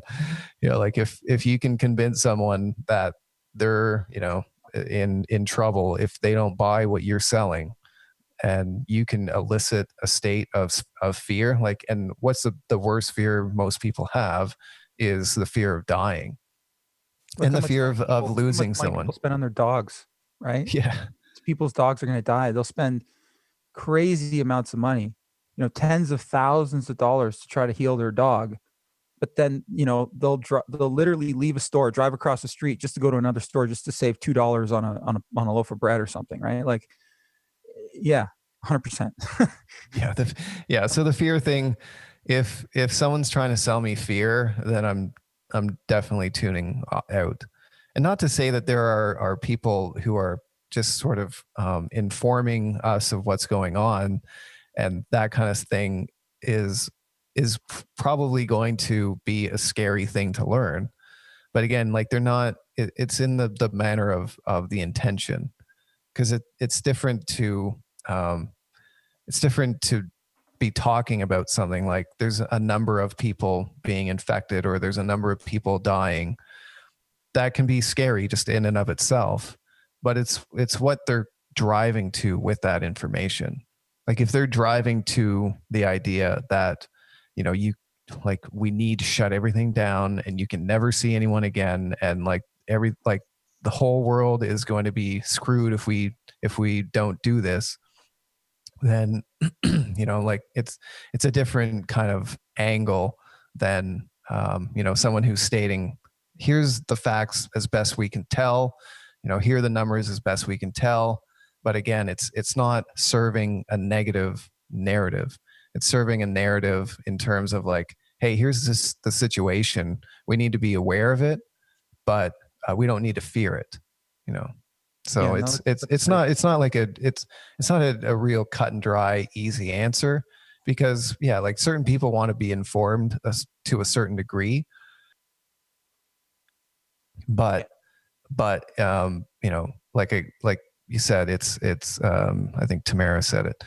You can like literally, she said once a week she watches the news and it gets her sucked into a down a deep hole, she says. You know, so again, like depending on what news source that is, I can totally see how that could be the case. Maybe it's just a matter of finding a different news source. Maybe just stick to be a better human as your source. Like if like you Let see me, us, we're not panicked, we're not anxious, we're not in fear, but we are operating in this world, and we're doing things to mitigate possible infection or mitigate possible issues. We're doing things to help our friends and our family and our loved ones. But yeah, it's like we're not being cavalier. We're not going around like you know, licking toilet seats and stuff. You know, like stuff that was going viral at the beginning. Like, you know, you don't want to be cavalier about things, but you don't need to have this grip of fear keeping you from doing anything. You know, you can go outside and, like, this is not legal advice, do what you need to do in terms of obeying whatever laws you have in your area. But you know, it like we need sunshine, we need fresh air, we need our bare feet on the grass, on the earth. Like there are things that human beings evolved doing, and we need to keep doing those things, lest we do get caught in, you know, because it's not good for the immune system to never have sunlight.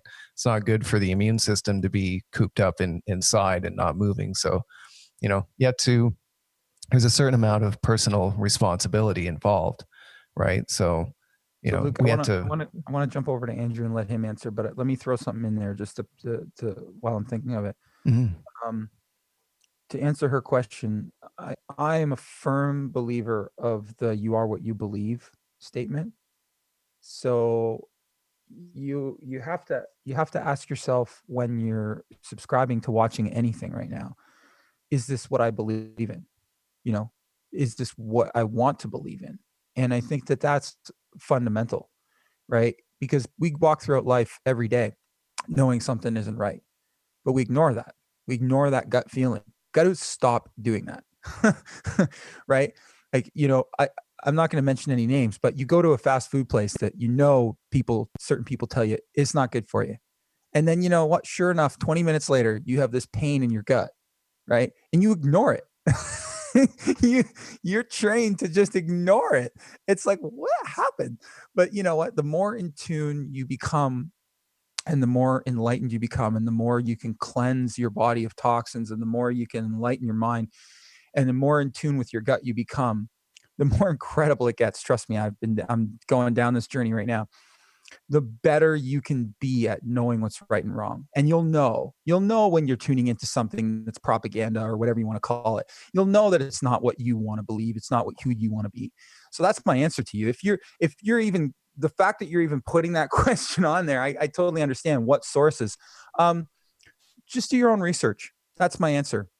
Do your own research. Don't just sit there and watch other people tell you what's going on. You know, if you really want to know, go and do your own research. It's that simple. It's you know, it's like doctors come out of medical school. They're told a whole bunch of stuff in school and they write a bunch of tests, multiple question tests, and they finish it. And now they're a doctor. Well, the journey's just beginning. Like you know, when I was growing up and I was a little kid, I'll never forget this. I was little, like I was really little. I was like 5 or 6 or whatever. I would walk down the hall of my doctor's office and I would walk by, and it was a very sterile environment, lots of white and concrete. But I'll never forget the last door on the left before the exam room at the very end of the hall was his office. And his office was lined with wood shelves with books, just lined floor to ceiling. And I'll never forget that because at the time, it hit like even as a kid, I knew that this was a smart man. I was like, this guy is well read. He's a smart man. So, and I'm not saying that the average person in any given field isn't smart. I'm not saying that. What I'm saying is you knowledge is power, and you have to be careful what you do with it, obviously, but you have to educate yourself. You can never stop learning. It's another one of the pillars of the be a better human thing is, love, love, learn, live, right? We say at the end of every episode, it is so important to educate yourself, especially now. Wake up and know what's really going on, whatever that is for you. And I'm not trying to put, my research and my views on anyone here. As I said in, I think the second episode, I'm Switzerland. So whatever you believe, if you do the research and you still want to put it in your body, or you still want to watch it on the TV, or whatever you want to do, it's all good. I just want everyone to be informed. I want you to do your own research and not just believe what's on the television, or whatever the source is that you're watching, because I think that's what people want. That's what certain people want. They want you to subscribe to what they're telling you. They want to impose on you what they think is going on. And one of the things that I've done is I've tried to reach out to people at the hospitals, and you know what? I legitimately want to make sure they're okay. I do. I reach out to them and go, "Hey, how are you? How are you doing? How are things at the hospital?" Our hospital here in London actually has the numbers of what's going on posted on the front page of their website. I bet you most Londoners don't even know that. If you go to LHSC's website, they actually have every day they have the numbers of who's in critical care and all that stuff posted right on their website. So no, they're not hiding anything. It's all in plain sight. It's just nobody's looking at it, right? And I think people should. I think everybody should be informed. They should do their own research. They should know what's going on, because it affects you. It affects your son or daughter. It affects your mother or father. So I know I mean, my grandparents are still with us, and my grandfather has recently gone through a lot of health complications. And so they're locked up in their home. I mean, they're traditionally in Florida at this time of the year. Um, but they're locked up in their home, and I deliver groceries to them or whatever they need every chance I get, because I love my grandparents and I do want them alive. And no matter what side of this thing you're on, we all share that. And I think that if you educate yourself for the sake of yourself and everyone, and become better informed, you'll be able to get through this a lot easier and with a lot less mental health um, problems, like Luke and Andrew are talking about. So anyway, that's my answer, guys. Sorry, Andrew. What's your take on that? Like, what are you doing right now for sources of information that aren't necessarily negative? I just went to the LHCS website, and now there's 27 cases of COVID-19 in London. So that's good to know. I didn't know that. There you go. They're in the hospital, and there's another 11 that are in the ICU right now in London. So I didn't know that. So thank you for the information. You're welcome. You guys have said it all. So I mean, I don't need to focus on all. All I want to say is you are what you consume. You are what you watch. You are you are who you hang out with. You are what you eat. So just keep that in mind and realize that when you're looking at corporate media, which is what I think this lady was talking about specifically, they're a moneyed interest and they're focusing on making money, and it's in their interest to keep you glued to their shows. So they design their systems to have scrolling things and flashing stuff and breaking this and breaking that to draw you in constantly so that they get more ad revenue. So just keep that in mind. You are what you consume, right? So it's kind of like junk food, whereas other sources are not so much. And what those other sources are, I mean, you guys have said it, so I think that's great. Yeah, I just knowing's half the battle. If you know, then you can consume the media without being consumed by it. I guess is best way I'll say with that. I noticed there's a great question on here from Michael about the commitment. I don't know if you saw that on Facebook Live, but I wanted to touch on that one because that's a really great question. I just wanted to make sure we caught that one about the commitment to follow alternative health regime versus the pills. Go for it. I'd love to get into that. That's amazing. Thank you, Michael. Cool. Yeah. So I mean, I'm just looking at the Facebook the feed here, and he said it takes more commitment to follow an alternative health regime than to fill a prescription. How do you discipline yourself? And I'll take a stab at that. I would love to hear Luke, because I think Luke, you've gone through some real serious health issues with Crohn's, so I think you have some really good insight on that. But for myself, what I did is the realization is you have to want to be healthy. You have to want it. It comes from here, and a pill is. I mean, it's not a cop out's the wrong word because there is use for pills. I mean, we're in modern society, and there are things that you can't fix with your head. You have to fix with a pill, or fix with a shot, or fix with a surgery, or those kind of things. I mean, that's the nature of the beast. There's nothing wrong with that. But the problem is that so many of us become reliant on the pill to fix, the quick, get rich quick or lose weight fast, all that kind of stuff. And the reality is that it all comes from here ultimately. And if you don't make a decision to be healthy, then the pill ain't gonna fix that. If you can join a gym, but if you don't make a decision to get physically healthy at the gym and learn how to be a gym person, then you're not gonna go to bed early, which is the number one reason why people fail going to the gym. Because they don't go to bed at 10:30, 11 o'clock at night. They go to bed at midnight or 1 o'clock in the morning still. Mhm. And then can't get up early, or they feel like shit in the morning, and yada yada yada, right? So it's a commitment, it's a decision to make. And that's how you hold yourself. That's where it comes from. And discipline is, it's funny because discipline in my world is, it's not what people think it is. It's not this like this, that's not discipline. Discipline is making a decision that is the best decision. And if you feel it's the best decision, then it's easy. Like you want to do that because you feel it's the right thing to do. If you feel that being present in your child's life is the right thing to do for yourself and for your children, you're going to make time in your life to make that happen. It's not that you can't find the time, you make the time because you believe it is the right decision. And so discipline, it's more about having consciously thought about where you are, where you want to go, visualizing your future self you want to create, and then kind of working backwards from there with the action steps you need to take. And that when you have that clear path in your mind, it just becomes, it's easy is the wrong word because it's still hard work, but it's like building something. Like as an entrepreneur, we build things all the time, and it's very, very hard and very many steps involved. But when you have a dream or a vision, you're moving towards that. It's like climbing a mountain. It's the journey. It's not a difficult choice, and you're robbing yourself. I'll use the last analogy here: climbing Mount Everest. So if you could pop a pill and have the experience of climbing Mount Everest, would you do it? I mean, sure, you can say you've accomplished climbing Mount Everest, but you didn't actually do the journey of climbing Mount Everest, spending the 6 months of getting ready, of having the 5 other mountains you climbed beforehand to practice and get ready for this big global thing that you're going to do. And that's what you lose when you don't commit to the better self you want to build. And I think that's what being a better human is all about. So I'll pass it back to you. Luke, I'd love to hear your thoughts on this because I think you'd have some great insight on it too. Yeah, I completely agree with everything you said there. Yeah, and shout out to Michael Van Hulst. I've known Michael for a long time. He was actually kind of around when all that kind of stuff was going on. Yeah, and I'll add to it. For me, especially for me, it was like part of it is I don't really have a choice. Like that's I kind of joke about that in terms of people will ask like, well, how do you eat so healthy and how do you stay on course?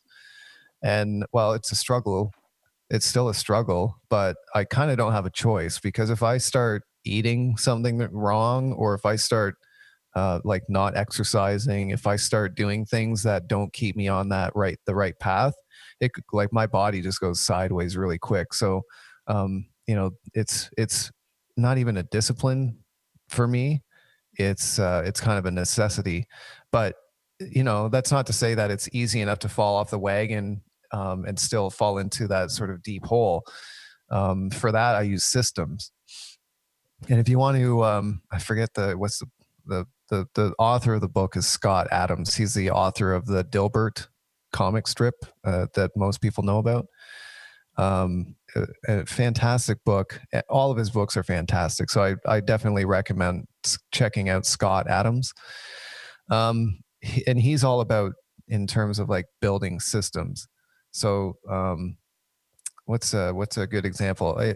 One of his examples from the book is getting to the gym, and his only sort of rule or system is that he has to actually get into his gym clothes and step foot in the gym. Whether he works out or not is not part of the system or the goal. Um, all he's doing is, because it's easy enough to put gym clothes on. It's easy enough to drive to the gym. It's not That's not the part that generally people get caught up on. It's the part of like going and sweating your ass off and putting in the work. But he found that if you just have this system of, well, every day I'm going to put these clothes on, and every day I'm going to drive myself or walk down to the basement to the gym, anytime I actually get in there, I'm already ready to go. And I don't think there's no any. I think he said he got to the gym fully clothed in his gym outfit. And I think he said it was once or twice that he actually did not go through with working out, in terms of years and years of going to the gym. So it's little systems like that. So like you had mentioned earlier, getting up on at a certain time, having a schedule, figuring out what a schedule works in terms of what your life is, but having all of those systems. And like another system that I have is, I just don't buy stuff that I would be tempted to eat, that I definitely don't want to put into my body. um, so there's a bunch of, oh, do we have a stream problem here? Oh, there we go. I think our stream's just a little choppy. I'm just watching on the playback here. But yeah, so it's in terms of these systems that you can build, where you just kind of don't let yourself have the opportunity to get caught up in that. Yeah, that's great, Luke. Thank you. I'd like to speak to this because I actually went through this in terms of, like I mentioned it earlier, right? I was almost 300 pounds, and when I got to that point, I had given up pop for a year. I had done some research about pop, and I had learned how bad it was for you. And previous to knowing how bad it was for you, I was drinking more of it than I should have. And so I had already given up pop for a year when I started my journey of health and stuff.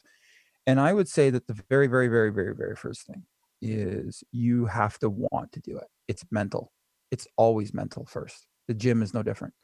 It's mental. And because someone isn't at the same place as you in their journey, or because they're not ready yet mentally, you can't force someone to do what you're doing when you're doing it. It's just not going to happen. So my number one thing is be mentally ready, and understand what it takes to be mentally ready. And what I mean by that is that I think one of the first things you should do is surround yourself with people, um, like Luke and I. Uh, certainly Luke's been a huge driving force in my life. So is my wife. My wife is a holistic person. She loves all different types of things to do with holistic medicine and all kinds of stuff. But at the end of the day, surround yourself with people who live, eat, and breathe this stuff, because the first challenge with mental is education, is understanding, right? Again, not subscribing to the fear. And because there's going to be a million things out there telling you, what's great is I love the health magazines, right? They have the thing on the cover of the health magazine that goes 6 packs abs in 3 weeks. And then you flip to the inside story, and there's these pictures of this, doing these exercises, and you're like, oh yeah, I can do that. I'll do that. But then you don't, right? And so, and not to say that everybody doesn't, but I think that it's about educating yourself and surrounding yourself with the right people. And if you do that, doesn't matter what it is, if you do that, especially health, um, those people will be the first ones to tell you when you're not doing something right.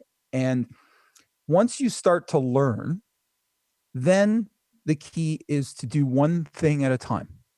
That's the next thing. One thing at a time. This isn't like cold turkey. This isn't how that works, because your body's gonna, you're gonna go, you're gonna, for me, I did keto. So you're gonna go into like you're going to go into like the keto flu, and it's not going to be good. So at the end of the day, I think it's one of the things that you need to do is take a second and do one thing at a time. It's very important. And even if it's like, every day I'm just going to change one thing in my diet, or every week I'm going to change one thing in my diet. I think everybody's going to be different. And it's the same with whether it's supplements or medications or whatever. My mother, me and my brother both did intermittent fasting and keto, and that doesn't necessarily work for everybody, but we did it, and then we did it successfully. And we got we you did a bit of an intervention with my mom, and we said, listen, my grandmother, my mom's mom, passed away from pancreatic cancer. And it was, we feel very strongly that her and her brother both, and we feel very strongly that the drug she was on had a lot to do with it. And so we went to her and said, listen, we know you can do this. We want you to be around for your grandchildren. And uh, she did. I mean, incredible. She did, and she still made self-regulating her blood sugar levels to this day. She's type 2 diabetic. She was on the drug. She was on 2 pills a day. She was on her way to being on 4 pills a day. And you know what? She did it with diet and with mindset change. And it takes 30 to 60 days to build habit. So you have to remember that. That's why I'm saying do it one thing at a time, because it's easy to just change one thing for a week or 2 weeks and hold off on one thing. But if you're going to change your whole thing and you think you're going to maintain that for 30 to 60 days, that takes a different type of human being. And I didn't realize that when I started, because I was so mind driven to do this. And I saw such great results. I mean, 20 of the 80 pounds I lost in the first like 3 or 4 weeks. So I was seeing results, and it was exciting. Like that part comes too. Like after a little while, you start to get healthier, you start to feel better, you got more mental clarity, you got more energy, and it's just, and you become more aware, and you're aware of all these things too, and you're like, wow, I feel amazing. And when that starts to happen, it's no different than you having the greatest entrepreneurial idea in the world, and orders are rolling in, and you've struck gold. It's the same thing, and it's the exact same feeling, but yet you're now in control, and you don't need any outside influence. It's just you. And so you go down the rabbit hole, I can tell you, so far. You're just trying to, what else can I learn? What else can I change? How else can I be better? And it gets to a point where you feel completely in control of your life.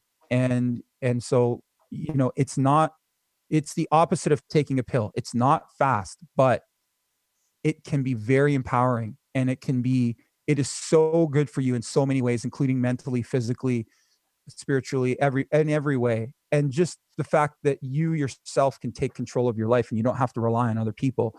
And again, I start off with, it's who you surround yourself with. If I know somebody who goes to a fast food restaurant, not to mention names, but a fast food restaurant every day to socialize with people. Maybe that's not a good idea. you know, Maybe you're better to do it over coffee, or maybe not even coffee. Maybe you're better to just go to the park, bring a bottle of water, and listen to the birds. And like Luke said, put your feet on the grass. I mean, I know that's hard right now because we're not allowed to go to the park here in Ontario or whatever, but go on your front lawn then, or go on your back lawn. Go on Zoom go in your backyard. If you got nice weather out tomorrow or the next day or whatever, take your laptop out, sit on the grass like you did when you were a kid, cross-legged, and take your laptop and connect with nature and get that vitamin C, like Luke was talking about, and just, and heal, and just start the journey of learning it all. And once you do, your life will change forever. But it's mental first. It's 100%. You have to want it. If you don't want it bad enough, it's anything in life. You don't want it bad enough, it ain't gonna happen. So, when you're ready, I have an Instagram that I started for people who want to learn more about what I did.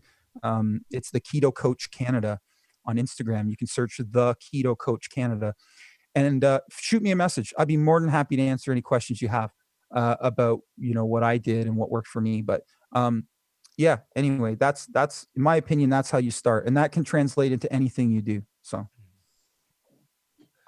All right. Well, I think we're going to start wrapping her down here.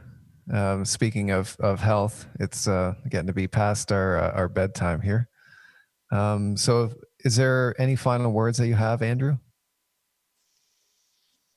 Oh, This has been awesome. I'm really glad I was able to be part of this, guys. Thank you. This I wasn't sure what to expect, and this has been way better than I expected. So thank you for having me here and for doing this good work. I think this is really important that we have better change or sorry lines of communication and that basically.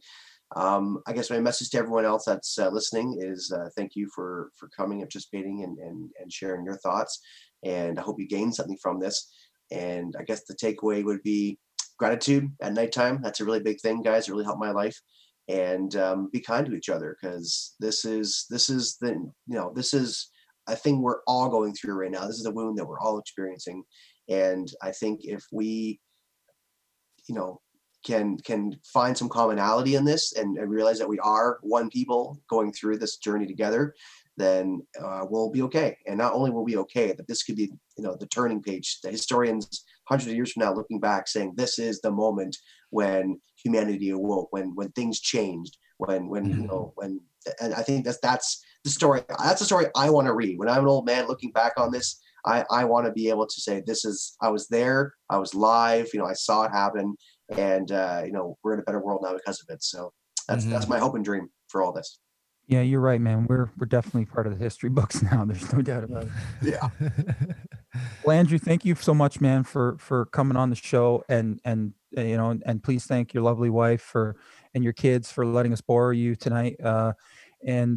Time is a precious thing. As I mentioned earlier, we're not here forever. So, thank you so much for your time tonight, and for all the information and all the personal life stuff that you shared. I too hope that it has changed someone's life out there, and looking forward to keeping this content up and so that we can continue to share it each and every day going forward with all the people that want to follow us on the journey here with Be a Better Human. So thank you. Awesome. Thank you, Awesome. guys. And All right. Luke, as I do in each and every episode, brother, I want to thank you again for taking the journey with me. Thank Anna for letting us borrow you again. Yeah, no, and thank you for helping push this forward and really stepping up each and every day, networking and a lot of stuff going on behind the scenes to ensure that we can keep doing this going forward, both in terms of tech and technology and networking and all that kind of stuff. So, Yeah, reach out to us, by the way. That's a good point, Luke. Reach out to us, please. If you think that there's somebody that you want to see on the show, if you yourself think you could add to the show and you have positive things to bring, please do not hesitate. Reach out to us. We would love to speak with you and talk about what you want to bring on the show. And I said it before in a previous episode. Every opinion is valid. Everybody's opinion is valid because if to no one else, it's valid to you. And so, it's important that we hear from everybody and we get different perspectives on what's going on in the world and what's going on in people's lives. And I think that through that level of communication, we'll see the things that we're here for, and which is the community, the love, the empathy, and the positivity. So, Andrew, thank you again so much for being here, for sharing your time with us. We look forward to even getting you on again sometime. Sure. And Luke, thank you. And thank you, everybody, for tuning in. This is Ryan and Luke from Be a Better Human. Again, learn, love, live, and be a better human each and every day. Thanks for tuning in, everybody, and be well.